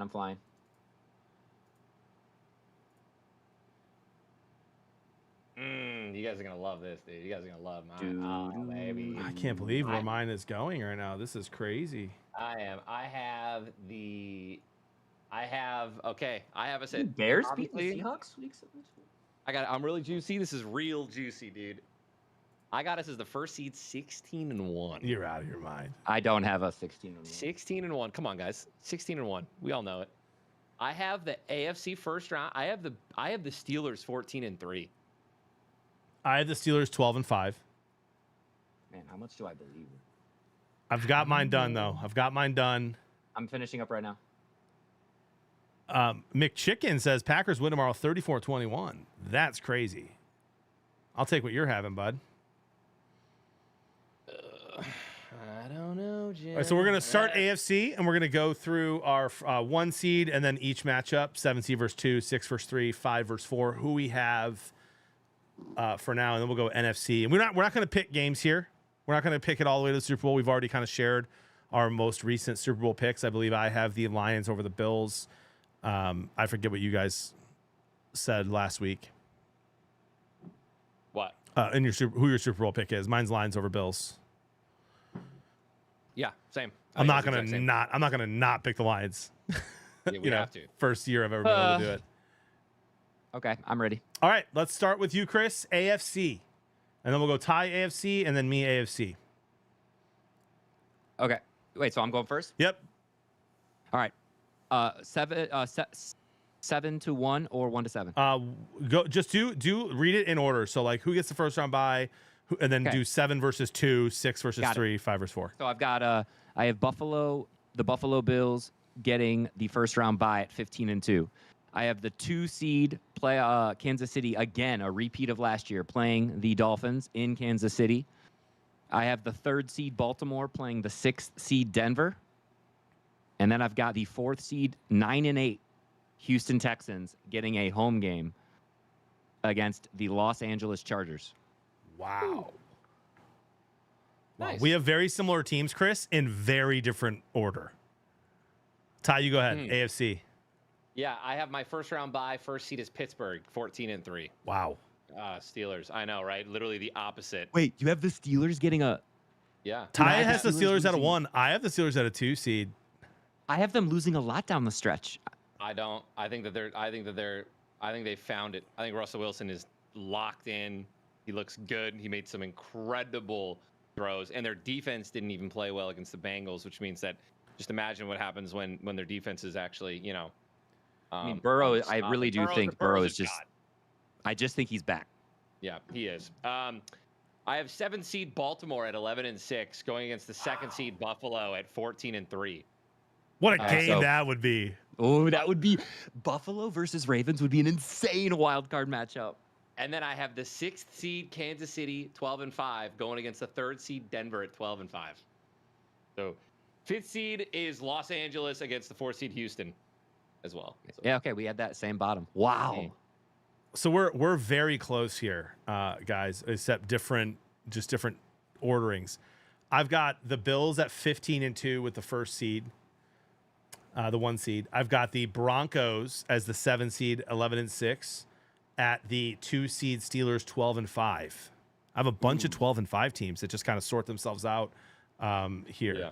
And then and what a game that would be, dude. Denver at Pittsburgh, like give me that defensive matchup. I've got the 6 seed Ravens at 12-5 and the Chargers at home 12-5 with a 3rd seed. I have the Chargers winning some games here down the road. And then I've got the Kansas City Chiefs as the 5 seed at 12-5 at Houston, who's 11-6. Chiefs. Wow, you have Kansas City Texans. falling to 5. I have Kansas City, going finishing the season at 12-5. Wow. Losing some games here down the stretch. And I could see them losing to the Browns. They play. Yeah, I mean, I've not been impressed with Kansas City this year.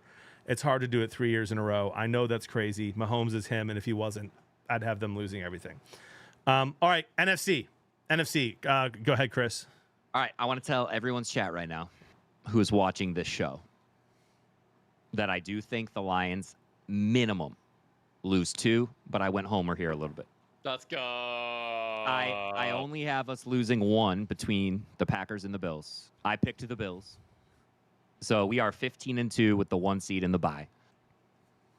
With the 2 seed and home field advantage for every other game, I've got the Eagles also at 15-2. Wow. And so the only reason that happened is because I had us beating the Packers and losing to the Bills. Guys, Philadelphia. You saw Philadelphia's schedule, man. They got the only teams that have a chance at beating them are Washington down the stretch and maybe Pittsburgh. Yeah. No, I think Pittsburgh has a fun time. Just praying for Bryce Young to go crazy this week, dude. Yeah, there's no Philly's got a nice schedule to end out the season. Yeah. So I've got them playing 2 seed hosting Washington. So hosting a division rival. I've got the 3rd seed Tampa at 10-7. Hosting Minnesota, 13-4 Minnesota as a 6 seed.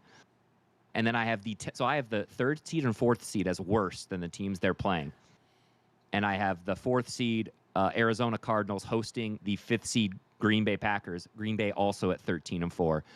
And I've got 3 NFC North teams over 13 wins in the playoffs. Wow. That's insane. Yeah. Chris, listen to this. We have Lions at Listen to this. 16-1. I went full homer. We got Lions winning out 16-1 first round bye. 2nd seed Philadelphia 14-3 going against who? Washington 11-6. 6th seed Minnesota 13-4 going against who, Chris? Tampa Bay 10-7 3rd seed. Then I have the 5th seed Green Bay 13-4 going against the Rams 9-8 4th seed. Wow, 9-8 wins that division. So Ty, you're picking the Cardinals and the Seahawks and the Rams to lose a bunch of games down the stretch. Yes. Interesting. Yeah, I mean, you have Cardinals versus the Seahawks. I think that the Cardinals. That is my favorite of the Sunday slate. That's my favorite game. Yeah, and then you have, I think Green Bay beats the Seahawks in Week 15. The Seahawks again. By the way, Seattle. You're not wrong, Ty. Like that's a great take. Seattle is at home against Green Bay and at home the next week against the Vikings, and 2 must-win games for them. It's interesting. I think the Seahawks have a better chance against the Vikings than they do against the Packers because the Packers are a great run team and they struggle against the run. But, dude, I think the NFC North takes care of business. I do too. I mean, Chris, but here's the thing. I have the Panthers taking some wins too out of here, bro. Like, I don't think the Panthers. I'm not even joking. From here on out, the Panthers are not a free win. Bryce Young is comfortable. He's making great throws. Adam Thielen had a touchdown that was taken away from him last week. They should have won that game. That was if that's not a touchdown, I don't know what is. Ball, knee, elbow, ground. and they're like, no touchdown. And he ends up clutching it and getting one anyways to send it into OT. I think their offense, I literally think their offense with Chuba Hubbard, I think they can get it done, right? They almost beat Tampa. They almost beat the Chiefs. They're cooking. So like, I don't think it's a free win. I don't think there's for the rest of the week. I like the Panthers to be a wild card every single week. Should they will they win a game? They might not win any of them. But they're gonna play tough. They're gonna play tough. But they can because their offense is moving the ball against everyone. Their offense is moving the ball against everyone right now, Chris. Go move it against Philly, baby. I think they're kind of rallying around Bryce coming back and good, hopefully giving him some confidence. But I don't think they stand a chance against Philly. Oh, sure. Of course not. Not Philly. Good. That's all I say is good. Guys. What do you got, JB?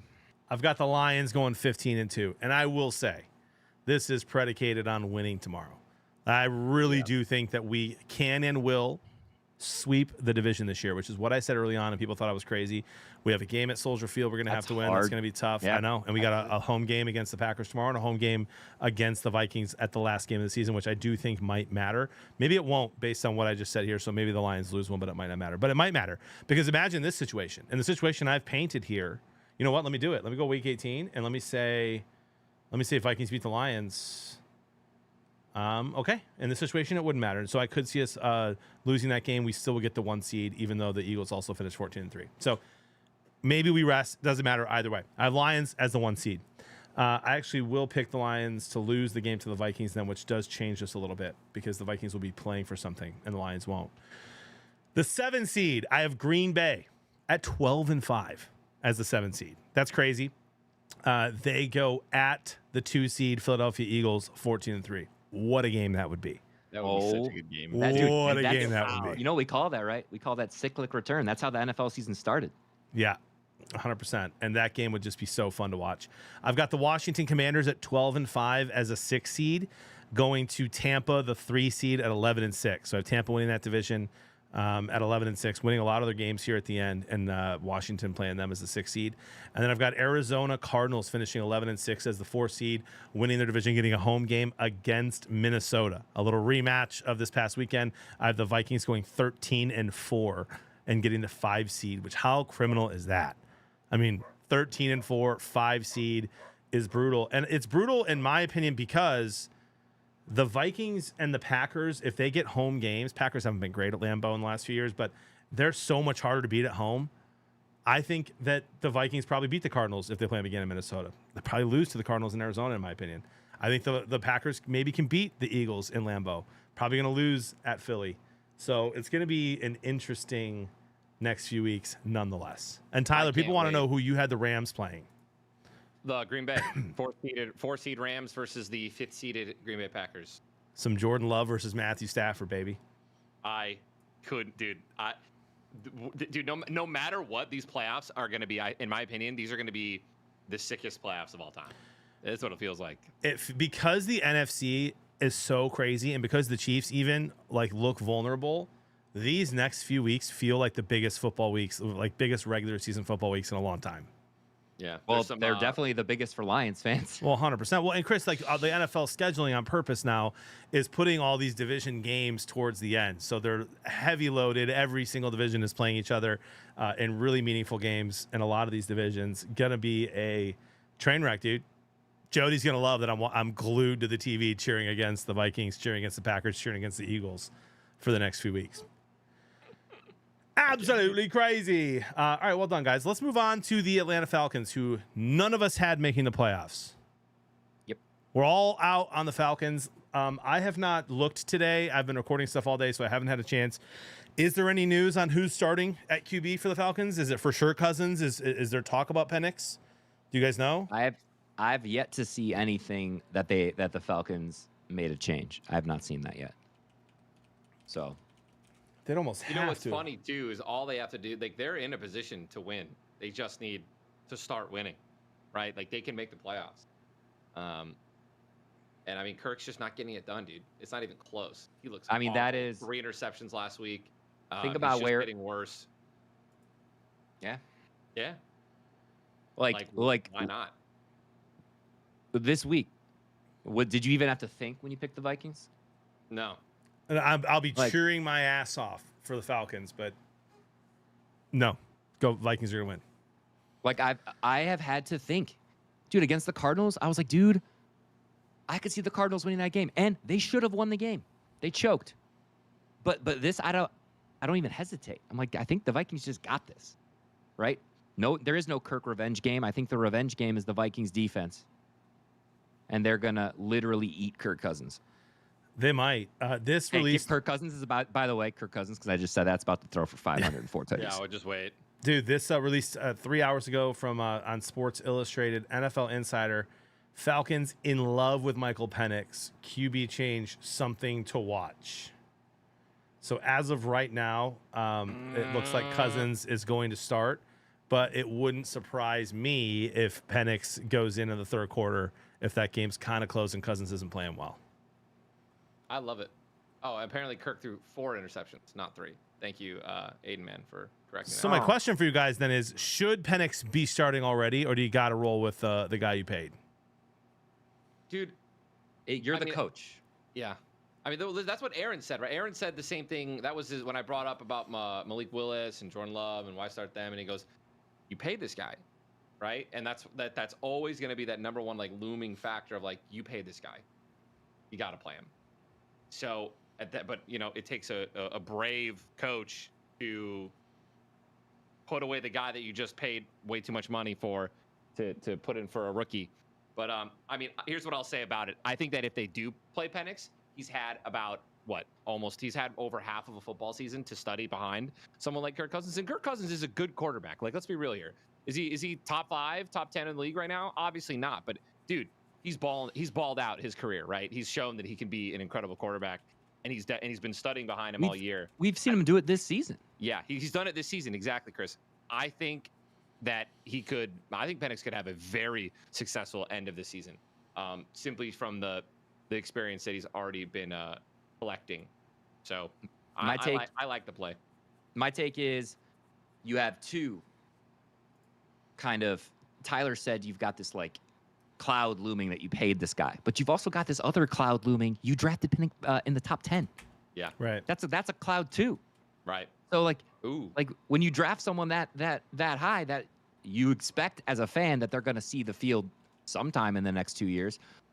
And so I think they have a decision to make. Who looks better? And if you think as a coach, I don't care about rallying. I don't care about whatever. Like, you've got to go with the guy who you think is going to get you into the playoffs at this point. Agreed.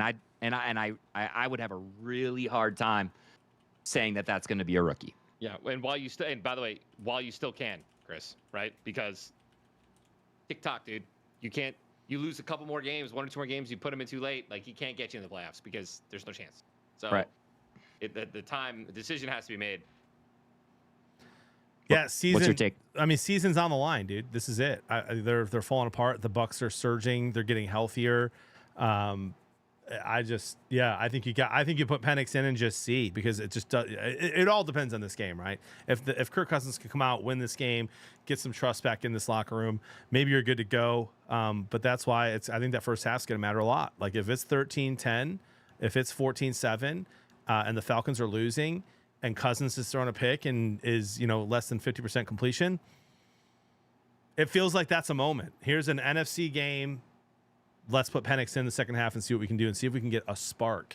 We'll see. I do think that Penix will give this team a better chance to win. If for nothing else, there's no tape on him. If for no other reason, you can get some plays, some chunk plays, and get in the end zone and put some points up that you're not getting with Cousins right now, because there's nothing that they can study. It's my take. I love that. Speaking of quarterbacks, I think Ty said, by no means is Kirk Cousins a top 5 quarterback at the moment. I want to know your top 5 quarterbacks right now, guys. And this is not top 5, like overall, not who you would start your franchise with next year, right? Because then it might change a little. You might put Mahomes at number 1. You might still, but right now you might not, the way he's playing this year and the way he looks.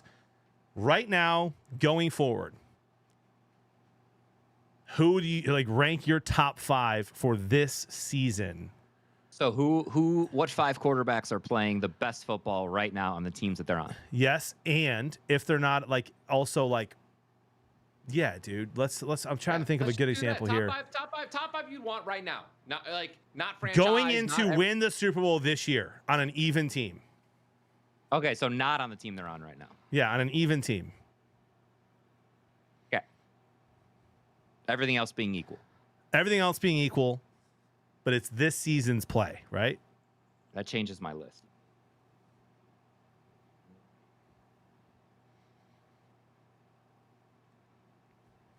Okay. And chat, we want to hear your top 5s. Give us your top 5s in the chat. Yeah, that would be helpful.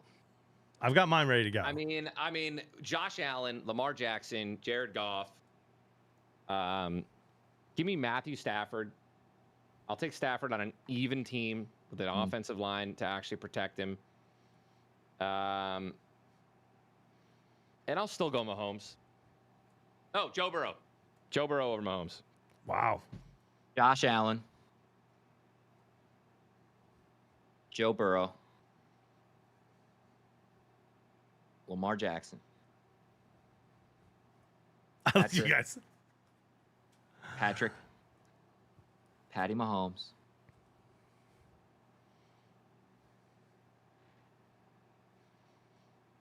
Nope.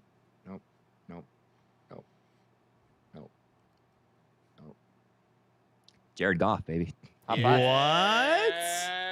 Jared Goff. Jared Goff. Listen, Dude, we I'm love going in Jared. my head. I'm going in my head. Like, based on how he's playing right now, I'd rather have him than. Here's the guys that I was kind of firing off, right? Kyler Murray. In my head, I was like Justin Herbert, Kyler Murray, Russell Wilson. In my, I'm like, no. Tua, no. Right? Like, no. All right. My 5th is Stroud. No. Yeah, he's not This year. Not this year. Wow. What the heck? At number 1. You know who's close to? You know who's top 10 for me? Bo Nix.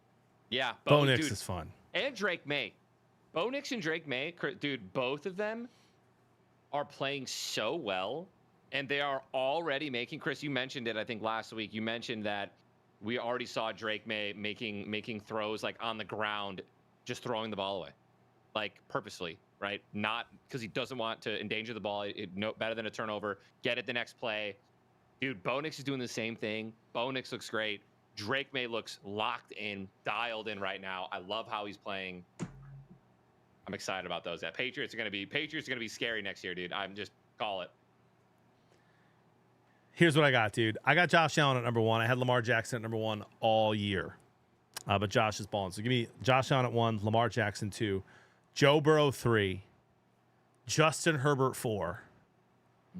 Dude, he's got a cannon, brother.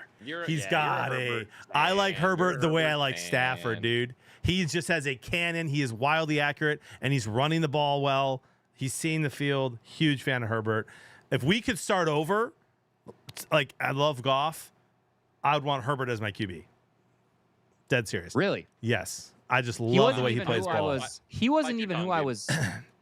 I was debating between. I wasn't even debating between Goff and Herbert. Goff and Hurts for me was my hardest pick. Yeah, I like Herbert. And then at number 5, Mahomes. Take that back, dude. Because he's still Mahomes. I can't take it back. I will say this. I have Hurts right there at 6, and then I would say Herbert's like 7 or 8. They're both. I mean, I guess I could see how you'd put. I've got Goff at 6 over Hurts, and I don't have Hurts in my top 10. Take back what you said, dude. Really? Yeah, I don't think Hurts is playing. Every time I watch him play, dude, I'm just not that impressed. No, he's not. He moves in slow motion, dude. He's like. But I think he gives you an edge. The way he can play, like on all things are equal team. I think Hurts can give you an edge. Let me put it this way, dude. You put Hurts. I love Baker Mayfield too, by the way. Love Baker Mayfield. You put Hurts on the Bengals, dude, and the Bengals might be winless.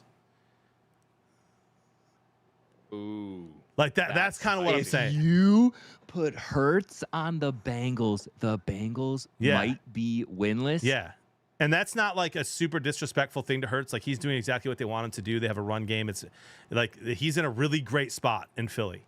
Dude, that's a bold claim, JB. I love it. I would rather have Jared Goff on the Bengals than Hurts. I agree. Because I think he can make I think he goes through his reads a little bit faster. and can hit open guys. And like Hurts, it's like run, like hand the ball to Barkley, and then it's like if he has to, he almost looks burdened when he has to throw the ball. Dude, you're kind of not. I'm thinking about the games I've watched, which is all of them. It's almost like he's upset that he has to throw it, right? Whereas like at least with Goff, they're he steps winning. back and Like he's when like, he's yeah, throwing he's a beast. 110, when he's throwing 110, 195 yards a game, they're winning. Like they don't need him to throw. Right. Because they have Barkley and they don't, and the Bengals don't have Barkley. So like so then Jalen would then have to start using his arm more, and he would not be able to do what Joe Burrow's doing right now. Yeah, Dude, like, I love that take. I'm. and by the way, dude, both of your quarterback stands, right? We got Herbert over here, and we got Burrow over here. You guys are eating right now this year because they're both I'm playing Burrow. so well. I said I'm pointing at you. Oh no. Oh, I'm I'm flipped. yeah, you guys are both flipped. Whatever. On my screen, wait, Burrow. Okay. Anyways, you get what I'm trying to say. yeah. Good for you. And John, And dude, take that back.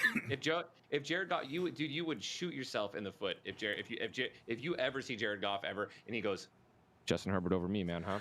You know what I would say? Just because he's young, just because he's younger, bro. I'm just thinking about 10 years down the road, bro. That's all. Goff is I'll take 30, dude. I'll take Jared Goff for Let me tell you 5 something. more years.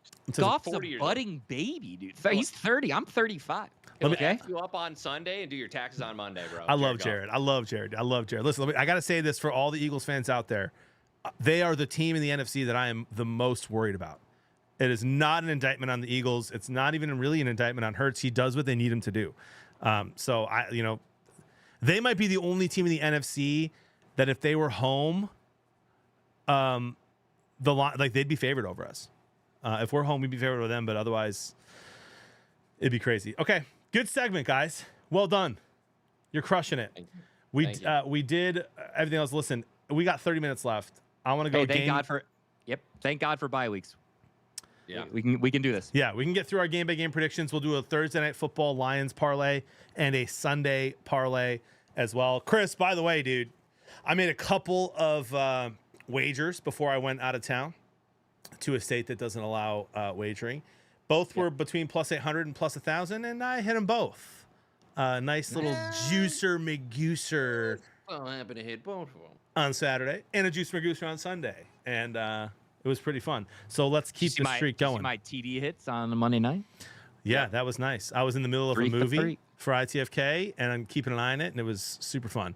By the way, dude, Jameis Winston, man, may the Lord deliver me from pick sixes. Can we get this? I call that. Can we get this guy? Like, he needs to be on TV for the next 15 years, bro. It's must-watch TV. I don't think you guys understand. I called that. I literally, dude, I'm not joking. I wasn't mocking his religion. I was just kind of like you can believe in God all you want, but he will not make you throw better. Like, he gives you the ability to do it by just you exist, right? He made you, so there you go. And now you play however you want to play. But this isn't angels in the outfield, Jameis. Okay. Hey, Ty, counterpoint. What? Counterpoint. God won't make you better at football. Okay? Dude, But you're not Jameis Winston. Dude, I'm just saying, bro.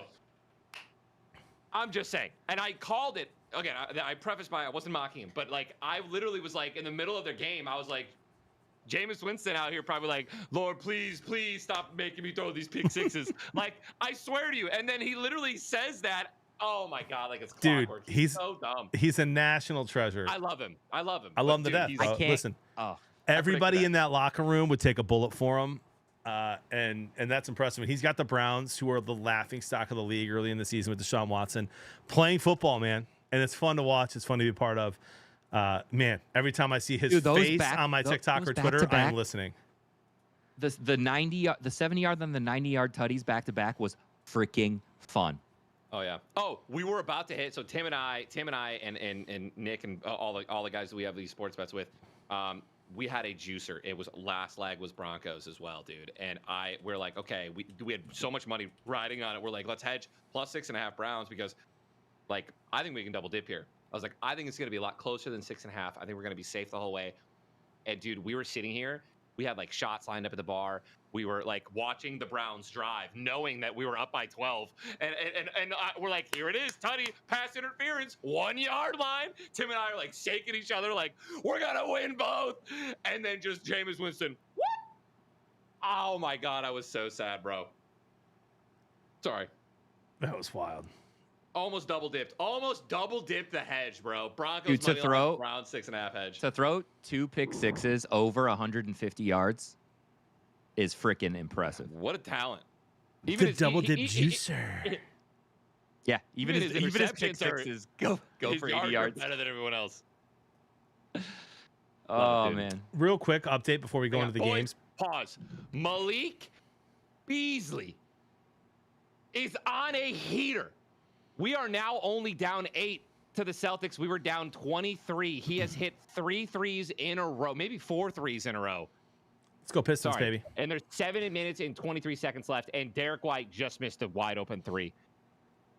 Detroit basketball. Update on the NFL MVP awards. Massive swing. Massive in the last few weeks. Oh, yeah. Josh Allen is minus 225. Yep. Saquon Barkley plus 350. Lamar Jackson plus 900. Tell you what 2 weeks does. And Jared I Goff know. plus 1200, baby. We need Saquon to like fumble 3 games, like the 3 times in a game, and we need Josh Allen to just absolutely have a collapse soon. I would love that. If we want a chance at Jared to win MVP, which is probably not going to happen. I haven't had a chance to read it yet, but I will say this because I think it's worth bringing up here because we've been roasted for the Jared Goff MVP conversations that we've been having over the last few weeks here. Ty Schulter, did you see this, Chris? Yeah. I did. I read that article. You read which the is article? one of the reasons. I haven't had a I was chance to read it defending yet. Do you have thoughts on it? Can you paraphrase? Yeah. Statistically, Goff is playing like one of the best QBs in the league this year, and it's not just in a clean pocket; it's when he's pressured. His accuracy ratings are astounding. His turnover-worthy plays are astounding. Dude, if you remember when I talked about the 4 quadrants, JB? Yep. Yeah.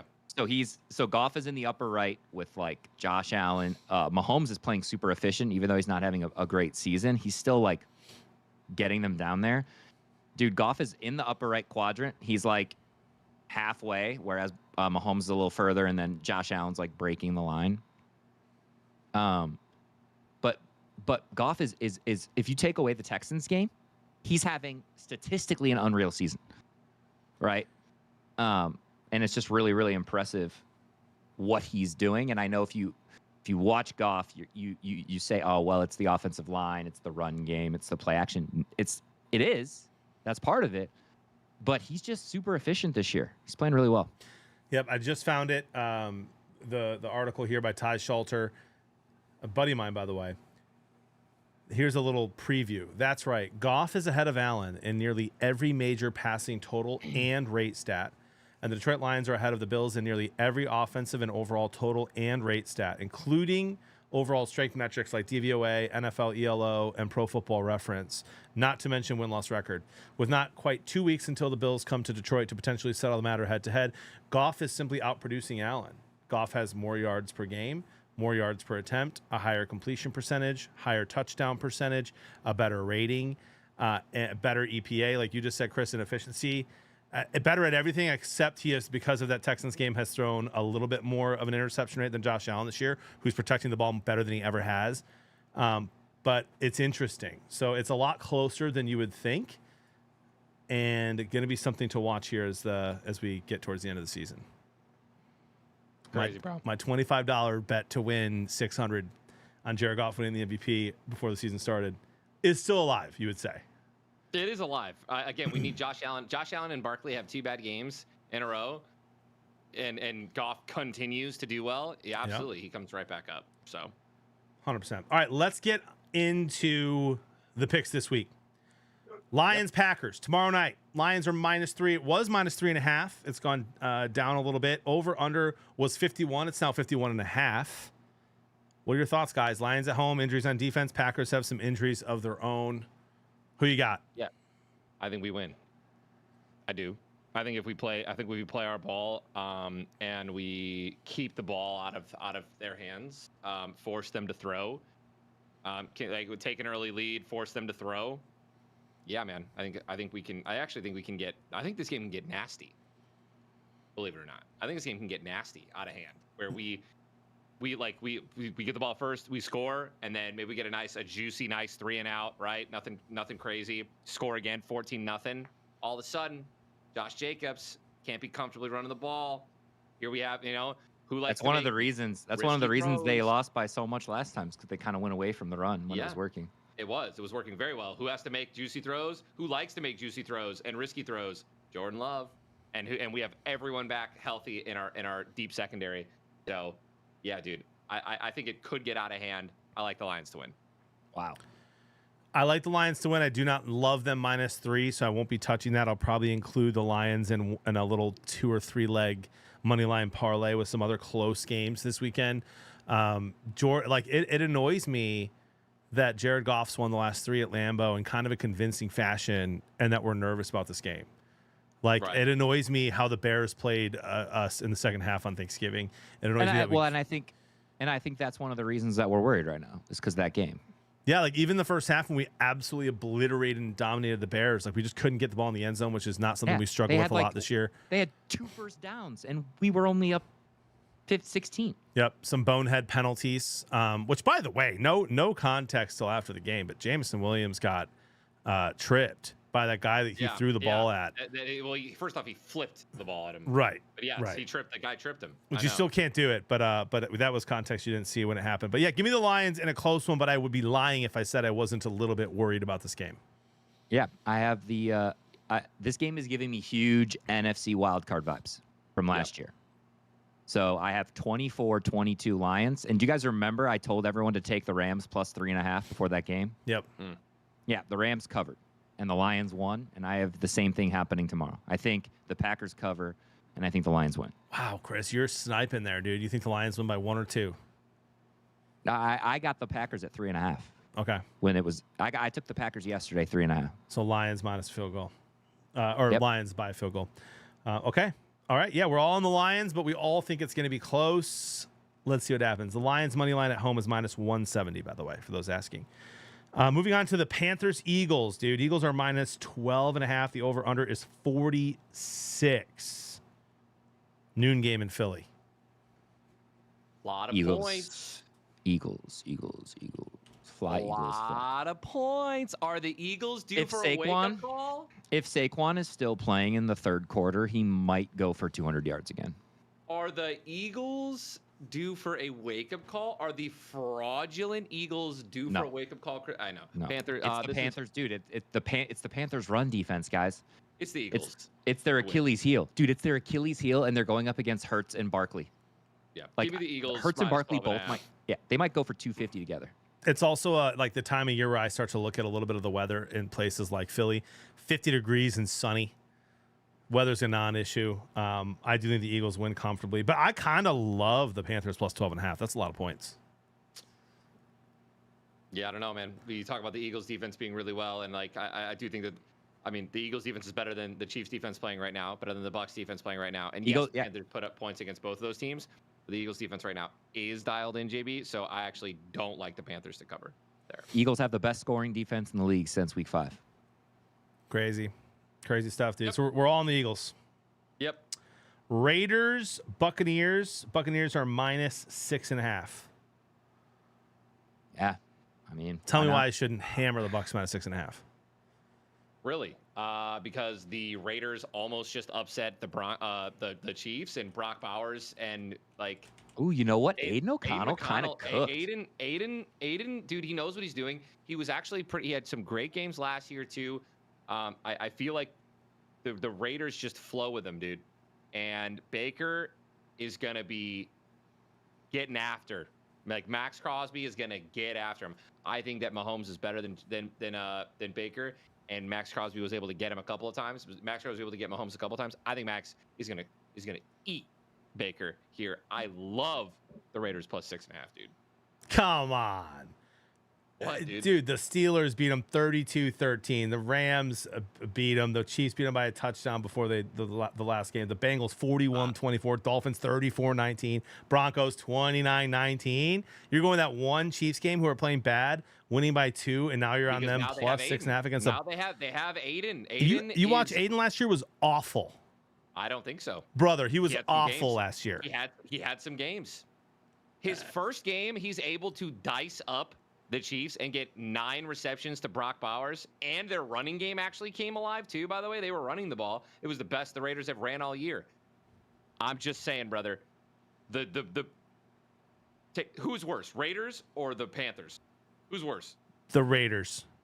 The Raiders are worse than the Panthers. Yes, right now. I would say it's the Panthers. The Raiders are awful. I think the Raiders have a 10 times better defense than the Panthers do. And I think that the Raiders offense, okay, maybe not 10 times, but Max Crosby alone can change this game. Baker does not take care of the ball. He doesn't. He throws interceptions. He threw one last week against the Panthers. His first play back. But it's Tampa. It is Tampa to win this game, absolutely. But 6.5 points? Yeah, dude, I think Tampa wins this game by like 20. Sure. 20 points, dude. You know, give me Bowers with 100 yards and 2 touchdowns. I still think they lose by 20. Bucky Irving, quote me. Ready? I want everyone to clip this. Bucky Irving, 137 yards and 2 touchdowns against the Raiders on Sunday. If Aiden O'Connell pops off, we're absolutely clipping Tyler, gassing him up, and posting that. Let's do it. 100%. Falcons at Vikings. Vikings are -6. Over-unders at 45.5. Vikings are at home. I will be cheering my ass off for the Falcons. Oh, the bubble's bursting, dude. The Vikings bubble's bursting. I can't wait for it. They are not a good team. They are not a good team. They're not good. I disagree. I don't think they're good. I don't think they're good, man. Justin Jefferson can't get in the end zone. They're just being saved time and time again. They have no run game. They're not good. They're not good, Chris. They're not good. They're not good. Give me the Falcons. Give me Penix. Give me Penix. Who you trying to convince, bro? Give me Penix to come in, bro, and dice up this terrible, fraudulent NFC North team. I'm a Vikings hater for the rest of the year. Wow. Trash. I mean, yeah, Chris, I have the Vikings too, but man, like 6 is crazy. I do think the Falcons +6 is the move here if you're looking at points, just because the Vikings just keep finding ways to win 1-score games. Statistically, they're going to lose one. Hopefully it's this one. They can't what keep makes getting you away think? with it. What makes you think it's going to be this Falcons team? It doesn't. Because That's why what I'm have they Vikings. done? You got Bijan, Drake London, dude. They have explosive plays. They can, bro. I've seen it so many times watching the Falcons play. I think that they could do it, dude. Darnell Mooney. Tyler is on the Kirk Cousins revenge tour, brother. I think Penix comes in and crushes him. I don't think Kirk's gonna. I mean, Kirk could do it. Kirk revenge game on the road At Minnesota. And then if he doesn't get it done, they put Penix in, and then Penix wins it for him. Give it to me, bro. Give it to me. I'm hungry for it. Yeah, give me the Vikings, but I like the Falcons +6 if you're making me pick. Sure. Gosh, I'm rooting for him though, Ty. Yeah, I know. Vikings defense might win me this week in fantasy, and that's my only chance. Let's see what happens, dude. Browns at Steelers. Steelers are -6.5, despite losing to the Browns recently. Browns money line. I'm kidding, dude. I'm not gonna lie. I hate this game. I hate every two teams. I am going to obviously bet against, but I like with my money, but I won't feel comfortable about it. Browns for the rest of the year with Jameis Winston, and the Panthers right now with Bryce Young and their offense and Chuba Hubbard being a good like I don't. Like, if the other teams play terrible, those offenses can put up points and win. And I think that's scary. And the Browns actually have a defense, too. So, I don't know. I like the Steelers to win this game. The Steelers should win this game by a billion. If the Steelers have been so bad on offense the last 7 weeks, but last week they exploded, and this spread against the Bengals. I know, but this spread. So I'm saying, Chris, this spread is not 6.5 if they don't go off against the Bengals. It's 3. Right. But now they go off, and now it's 6.5. Too many points. I like the Browns +6.5, but I do think the Steelers win. Same. Yeah, I love the Browns 6.5. Yep, I agree with John. It would be 3. The spread would be 3 if they didn't just absolutely go crazy for the first time in a long time. But man, their team is crazy. Jets at Dolphins. Dolphins are -6. Dude, the Jets showed some life last week, bro, for the first half. Yeah, I don't like this at all. But No, then, so you it know, looks, Aaron Rodgers threw some did picks. you watch the whole game? I watched the entire I second watched half it. because I had the Seahawks. Okay, well, so that was the bad half to watch. Right. If you were going to get on the Jets bandwagon. So Aaron Rodgers, you guys remember when he popped off in week 3 this year? Yes. He looked like that in the first half. He was moving really well outside of the pocket. I think he said after the game that it was the best he's felt in a while, and you could tell. You could tell. No, yeah, he was scrambling like OG Rodgers. It felt crazy watching it. And then the second half came, and it was like, oh yeah, this is the Jets now. Yep. So give me the Dolphins. Yeah, give me the Dolphins for sure. Money line. Not touching the spreads. I'm not touching that spread either. If I had to, I probably would take Dolphins -6. They're desperate, bro. They have to win and win big. It's going to be warm out. They just were, bro. Mike McDaniels, that Yeah, dude maybe not the looking greatest. like a coward in Green Bay. Just didn't like. Tell me that doesn't have an impact on your team when your head coach is out there looking like he might die if he doesn't get into the locker room ASAP and get warm. That was just embarrassing when the Dolphins played the Packers. But it's going to be warm. They're desperate, and I think he's coaching for his job, dude. I agree, John. I agree completely. I think that like people love his energy. People like him. He's funny. People like us. He's funny. He's different. He's new. He's a new head coach. I love that. I love everything about him. Yeah. Well, they like him because he's authentic. Yeah. Correct. But like, can we talk about it? I mean, let's talk about it. How the heck are your guys Waddle and Tyreek not popping off for hundreds of years? Like, they have the potential. They still do. And like, it's just not in the offense right now. And that's just, I don't know. This is John Maybe it's a Smith's choice. offense now. It is. All right, It get is out of the Johnny way. Smith. The Yak That's what I'm Monster. He's an My boy. absolute stud. Chris is laddering Smith the rest of the year. For sure. All right, Saints Giants, guys. We're all on the Dolphins. Saints Giants at Saints. New York. Saints are -4.5. Just Saints money line. Name. Hmm? Name 3 teams. Don't look at the schedules. Don't look at any schedules. Name 3 teams you would bet your house on don't win another game this season. Giants. Yep. Thank you. Yeah, Giants. They're just that bad. They're the worst team in the NFL. My house. Giants. I'd go Giants, Jets, No, not Jets. Jaguars. I like the Jaguars not to win a game. Definitely Giants. See, There's not Yeah. even. I'm not even taking the points, dude. The Giants are pathetic. Gosh, I I feel so almost, bad I for almost put the guys. I would almost put the Falcons on that list. Dude, I feel so bad for the Giants fans. Yeah, Yeah. it's bad. San Fran might not win a game either the rest of the season. Yeah, I also love, dude. Why? One of my favorite things, by the They're way, not good guys. right now. Sorry, I agree, John. I think San Fran's washed. I think they've been washed. That's why I took the Bills twice. I took the Bill. I think I put like 5,000. I put a lot of money on the Bills that night. They're live, the 3.5 or whatever their spread was. And then I slammed it again. It was just so obvious what was going to happen. But what I love about right now the Saints, Valdez-Scantling, longest reception, and his yards. Yeah. He gets it in one catch. He's their guy. They throw it to him at least 2 or 3 times a game minimum. They bomb His it only to him. problem, he's at like a 14.7% target share. So just watch.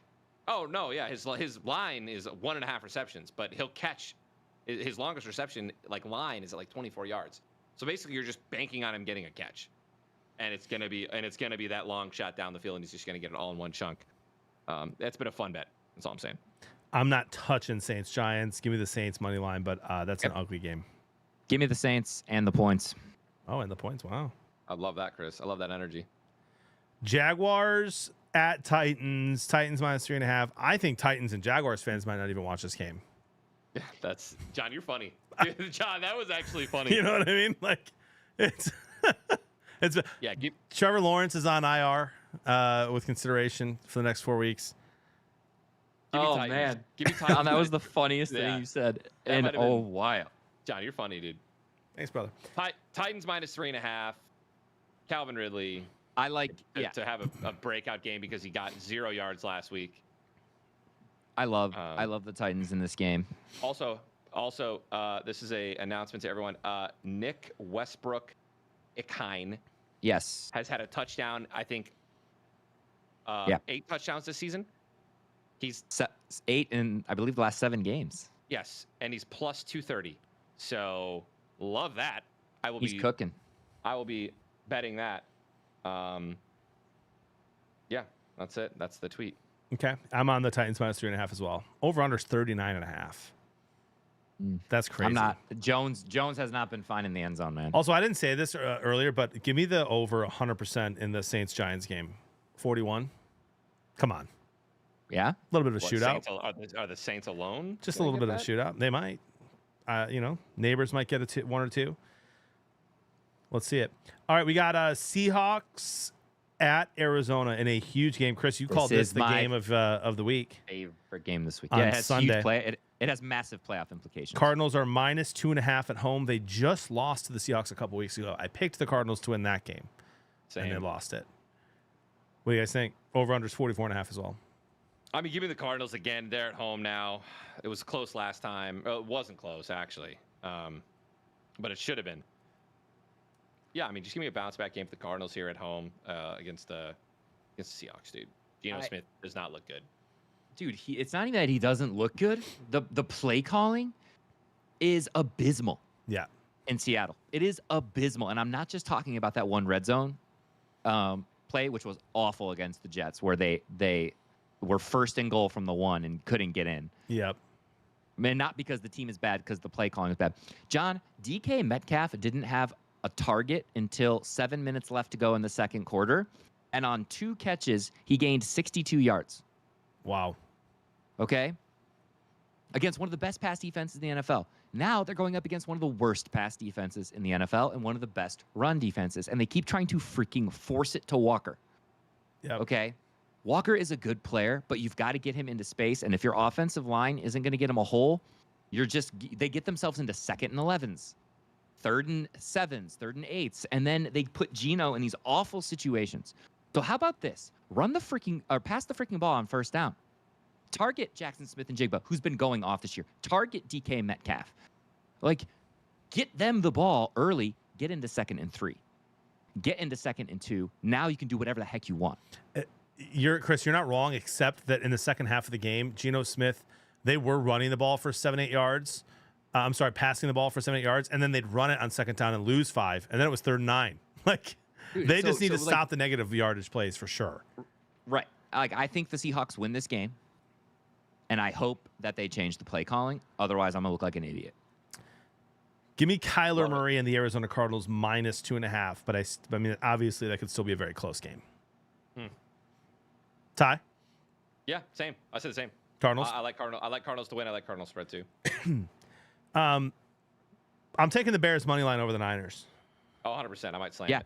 Do we all pick the Bears? Why do we do this? We all picked the Bears. You guys both picked the Bears this week? Niners are -4. They're missing their 2 starting running backs. Bears with a new head coach. How many have they lost in a row? It's hard to lose this many games in a row in the NFL. So the Niners are reeling. Bears narrative loss. Yeah, 100%. But give me the Bears at plus 160 in a juicer magooser. Yeah, I got the Bears winning this one too. Love that. I think we're about to find out what the 49ers are made of, because I think the 49ers make us look real stupid here, guys. I don't know, man. I don't know. Could do, Chris. Could I was hoping at least one of you guys would pick the 49ers. Nope. I'm out on the Niners for the rest of the year. And give me the Bears plus 4 all day long. Bills, Rams. Rams are plus 3.5 at home. Bills minus 3.5. Over under 49.5. Bills. Stop Bills. Yeah, I know I started the show off by roasting them, but come on. The Bills. It would not surprise me if the Rams won this game. I mean, the Rams still have. Why? I'll tell you why. I agree. Stafford can deal. I don't like Kyren Williams. I've been telling you guys this for weeks. I don't think he's very good at running the football. But the Bills are vulnerable, and Kyren can at least get a couple of yards carry here. If he doesn't turn the ball over, it could be huge. Come on, man. I mean, the Rams are creating turnovers in the passing game. Josh Allen's got to be due for a pick or two. One of those weird games that he has. So I think they have a chance. I am picking the Bills here.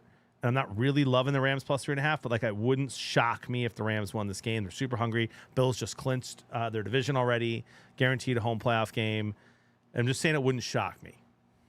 Are they guaranteed 1 seed too? No, not the 1 seed, but they've guaranteed to win. They've won their division already. Don't you guys wish we played in the AFC East? Yes. The Lions would have already won their division. But that's going to be interesting. Also, as we go through these and before we make our parlays in my pinned chat and maybe in Tyler's as well, we have an official sports show Discord now with a lot of sports chat, some picks, etc. So check that out. Go ahead and join it. Click ties in my pinned chat. If it's not in Chris's, it's because he hasn't modded Andre yet. We'll fix that. But check it out. We'll be active in there. I know I will be very good at checking that Discord. How am I supposed to mod Andre? He's never in my chat. Yikes. Wow. Yikes. Dude. But yeah, give me the Bills, but I think it'll be a fun one. That's at 3:25, by the way. So I'm looking forward to that one in the afternoon. You guys are all the Bills? Yes. Yeah, I got the Chargers, Chiefs. Chiefs are -4. No shot. Give me the Chargers money line all day long. I love Chargers here. You guys all took the Chargers? I'm going to start playing Steeler, dude. Dude, Chris, come on. Hear me out. Hear me out. If you take...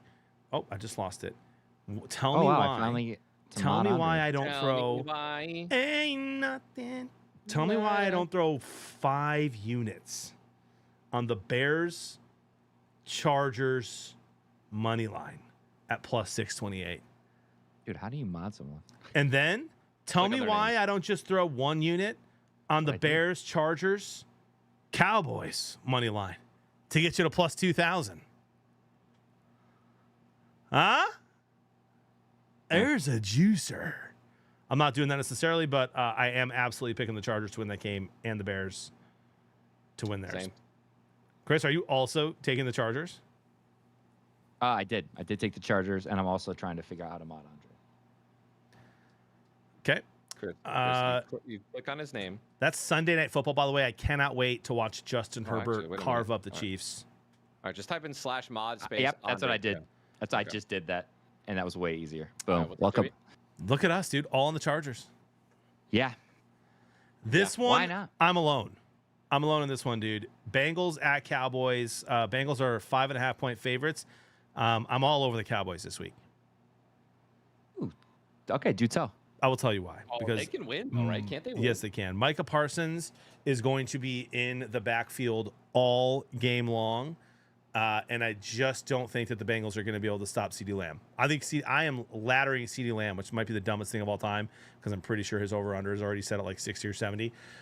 But I think that CeeDee Lamb is going to go crazy. I think the Cowboys are having a little juice left here. It's going to be an awful game to watch, but give me the Cowboys to win. Wow. They're at +190. Are the Bengals aren't officially eliminated yet? I love that, Chris. I love that energy. Yeah, John. The Jets are. Give me the Bengals to win this game. Give me the Bengals, but maybe now, because John said that, I think it's closer than I maybe thought. I do. Chris, I mean, listen, I actually do love the points here for Dallas. I actually do think Dallas can win. I'll make a dogs spark parlay with Dallas. Because Rico Dowdle, like the last 2 games, they've gone away from giving Ezekiel Elliott any reps. He's not their guy. They're not even trying to get the ball to him. It's all Rico Dowdle. He's been doing great running the ball. Cooper Rush is confident. He's comfortable. Dallas's defense is healthy. They're definitely making turnovers. Micah's getting in there like swimwear. And yeah, CD's still getting the ball. And here's another thing that I talked about with him about the other day that isn't talked about enough is Dallas's special teams. They're good, and they can get punt return for touchdowns. They can get kick return for touchdowns. Very underrated. They can kick 60-yard field goals whenever they want. And hey, I'll say this too, because we put the Bears in this category as a team that's probably not making the playoffs, but who's still fighting really hard. Did you guys see what Dak came out and said about Mike McCarthy? No, I didn't. Dude, Dak came out and gave his full support. Kind of made fun of the ownership and said that McCarthy deserves another contract. Wow. He said he deserves a chance to do things his way, which to me says, Jones, get out of the way. Yep. Interesting. Interesting there, dude. So you got to think the players are still fighting for him. Yep. That's awesome. Which is crazy because I don't think he's that good. But listen, we need to make a same game parlay and a Sunday parlay. Blevins Bros, time to get back in the win column with the show because last time we did it was a Thanksgiving play that did not play out. So let's look at the Packers Lions tomorrow night. And we are going to do player props here, fellas. Yeah, I'm gonna steal Aaron's analysis, which was that the Packers can't stop tight ends, and give me Sam Laporta 4 receptions. So Sam Laporta over 3.5. Sam Laporta. JMO's juice now. It's over. Yeah, he's at 3.5 catches. I like that though. Over 3.5 catches. Okay. Receptions. Love that. Ty or Chris? Okay, you guys ready for this one? Receiving yards. Mr. All he does is get first downs. He got this in one play last week. Tim Patrick over 24.5 passing yards. He's my new JMO. I love Tim Patrick. Tim Patrick over 25.5? 24.5, and I love that line. I freaking love that line. Okay. Do you love it even if it's 25 plus? Yeah, okay. But you don't get the juice, I don't think. That's at minus 120. Yeah, it's minus 115 over 24.5, which is the same thing. Okay. Well, it's not popping up on mine for what it's worth.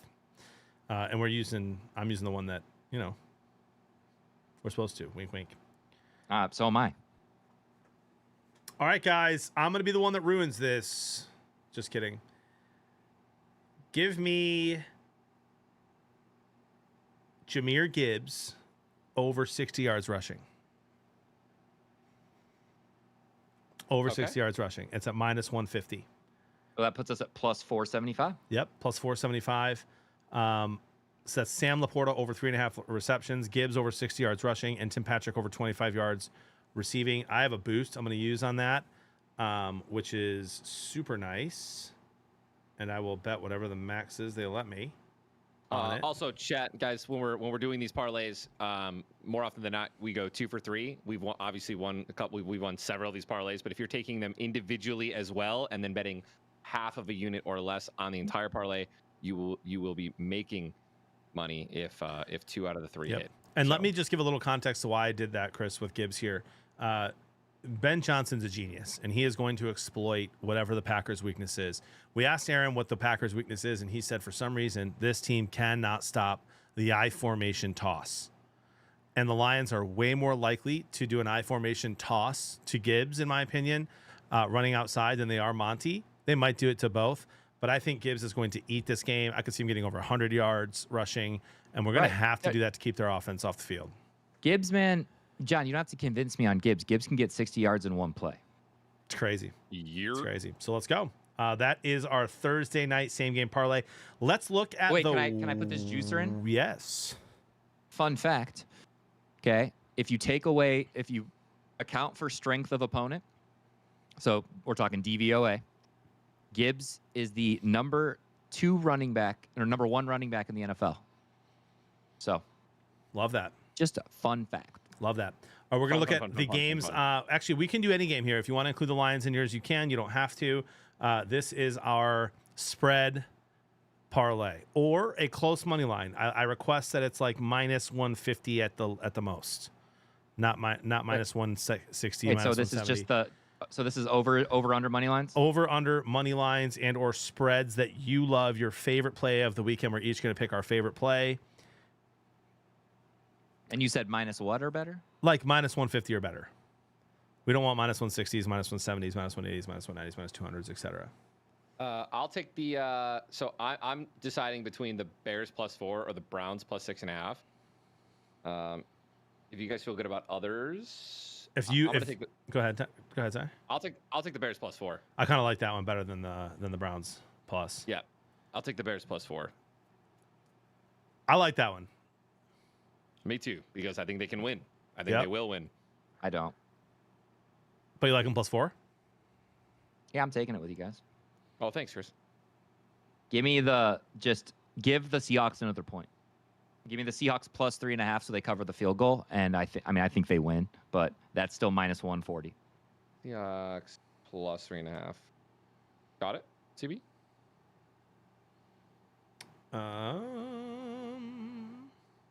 In that case, dude. In that case,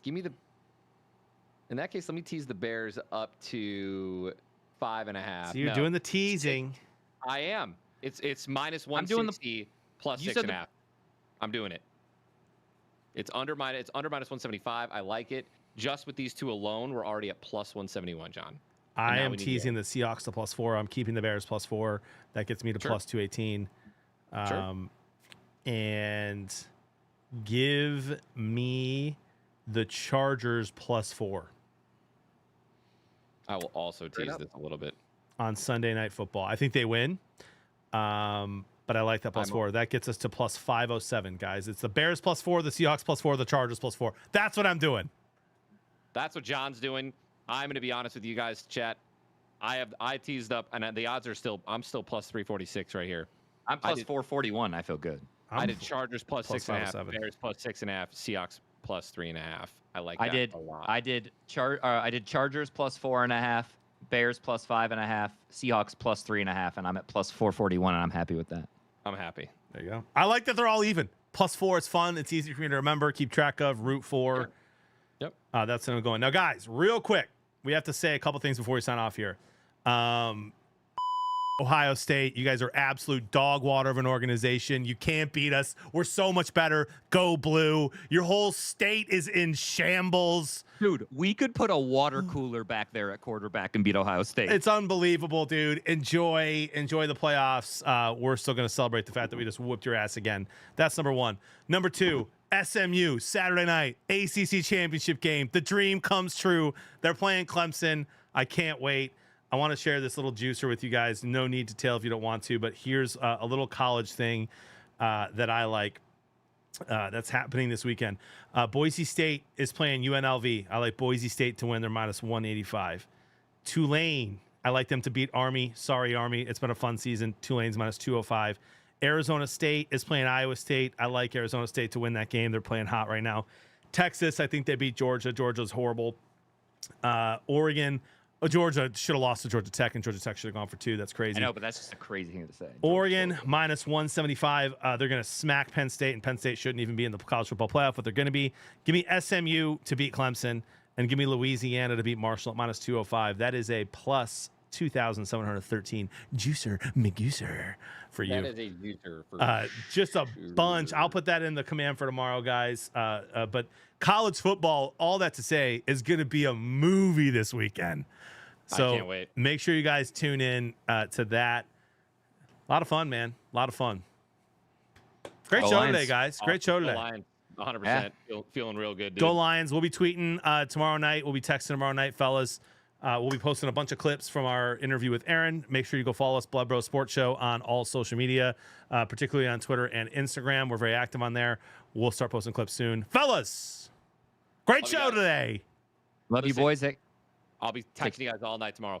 Can't Take care wait. of each other, guys. Can't wait. Take care of each other. Adios, guys.